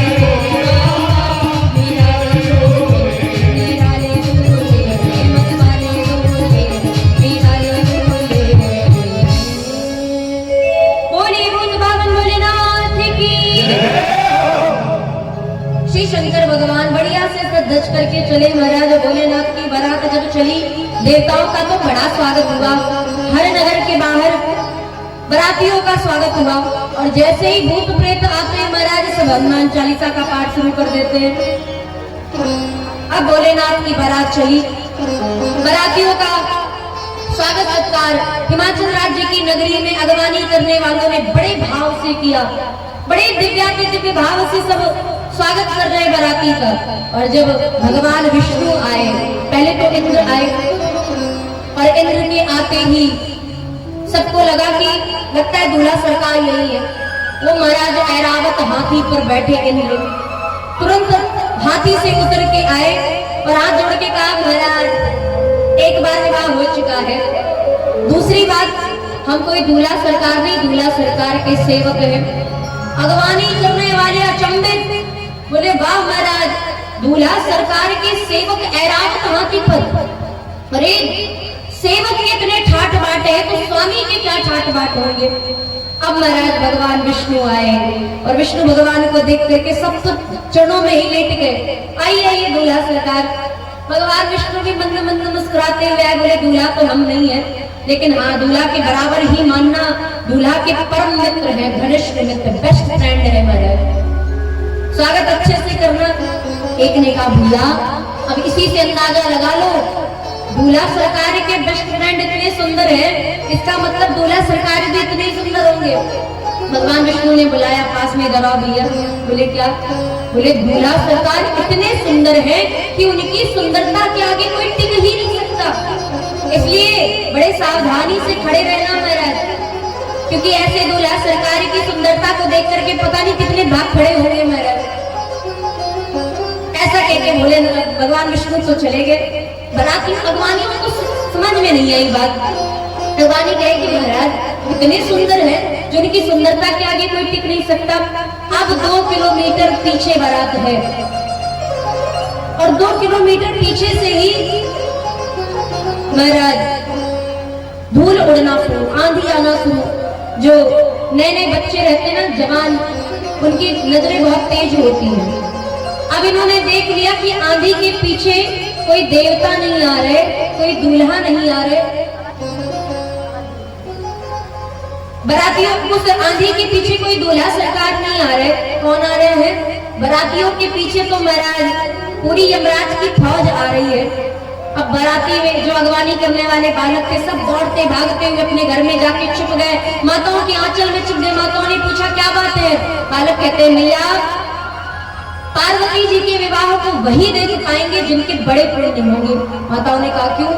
बोले यमराज को देख करके कोई जीवित रह जाए, आप ही कहती हो ना कि यमराज को देख करके कोई जीवित रह जाए तो उसके बड़े पुण्य होते हैं, तो हमें यमराज दिख गए। अब हमारा ज्यादा समय नहीं है इसलिए मैया हम आपसे आज्ञा ले रहे हैं, अब हमें आप विदा करो। माताओं ने समझाया, बालकों को शांत कराया। अब महाराज बच्चे तो भाग गए, जवान कुछ देर तक खड़े रहे, लेकिन विचित्र विचित्र भूतों को देख करके जवान भी भाग गए। अब बेचारे वृद्ध, एक तो ऐसे ही शरीर कांप रहा था, भूत प्रेतों को देख के और कांपने लग गया। अब महाराज जी खड़े खड़े, अब भाई हिमाचल राज्य की उनके भी सम्मान की बात है, कोई तो रहना चाहिए। इन लोगों ने महाराज भूत प्रेतों का स्वागत किया। शंकर भगवान मुस्कुराते हुए आए तो उन वृद्ध जनों ने कहा महाराज आप ही दूल्हा सरकार हैं? बोले हाँ महाराज हम ही दूल्हा सरकार है। दूल्हा सरकार को लेकर के आए, अगवानी करने वाले जनवासे में लेकर के आए, और जैसे ही जनवासे में आए तो भगवान विष्णु मुस्कुरा करके देखने लगे, कहो सरकार कैसा स्वागत हुआ? हमारा तो बड़े अच्छे से स्वागत हुआ महाराज, बड़ी सुंदर सुंदर मालाएं इत्र लगा करके सुंदर मुंह मीठा करा करके स्वागत किया गया। आपका कैसे स्वागत हुआ? भोलेनाथ ने कहा कैसा स्वागत हुआ? पूछा आप ही दूल्हा हो और लेकर के यहाँ चले आए। भगवान विष्णु ने कहा हाँ महाराज अब ऐसा रूप बना करके रखोगे तो आपको मिठाई कौन खिलाएगा? आपको दूर से ही देख के भाग जाएगा। अब इधर शंकर भगवान को भगवान विष्णु द्वार पर लेके आए। मैना जी ने सुंदर आरती की थाल को सजाया था, और आरती की थाल को लेकर के जब मैना जी द्वार पर आई, भोलेनाथ के गले में सर्प को देखा, और गले में पड़े सर्प ने अग्नि को देख करके जैसे ही बड़ा सा मुख फैलाया, मैना जी हाँ आरती की थाल को फेंक करके दौड़ते हुए पार्वती जी को गोद में बैठा करके रोने लग गई। मैं जीते जी मर जाऊंगी लेकिन इस गौरे वर के साथ अपनी पुत्री का विवाह कदापि नहीं करूंगी। नारद जी ने पूर्व जन्म की बात बताई। माता पार्वती जी भोलेनाथ की अर्धांगिनी, जगत जननी है, आदि शक्ति है, पराम्बा है, जगदम्बा है। ऐसा सुन करके माता पार्वती जी के चरणों में माता पिता ने प्रणाम किया। भोलेनाथ को तुरंत निमंत्रण भेजा। भगवान विष्णु ने कहा महाराज अगर चाहते हो कि अच्छे से सम्मान हो तो ये रूप बदल डालो।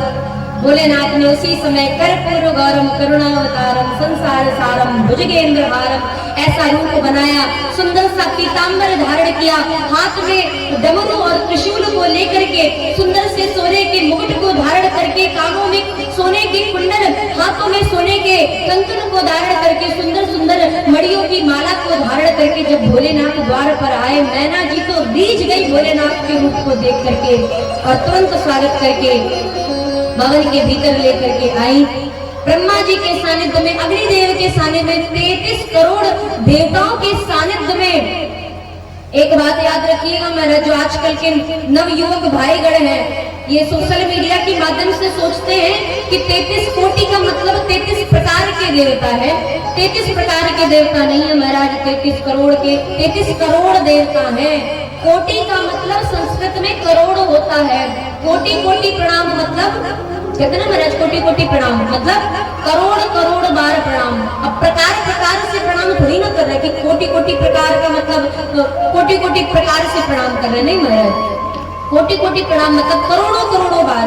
तो 33 करोड़ देवताओं का स्वागत हुआ, और 33 करोड़ के साक्ष्य में भोलेनाथ ने पानी ग्रहण जब कीन महेशा ही हर से तब सकल सुरेशा। और जब शंकर भगवान ने माता पार्वती जी का पानी ग्रहण किया, तो पानी ग्रहण को देख करके सभी देवता आकाश में जाकर के स्वर्ग के उस पारिजात वृक्ष के पुष्पों को ला करके, कल्प वृक्ष के पुष्पों को ला करके भोलेनाथ माता पार्वती जी के ऊपर पुष्प वृष्टि करते हुए जय जयकार करने लगे। बोलिए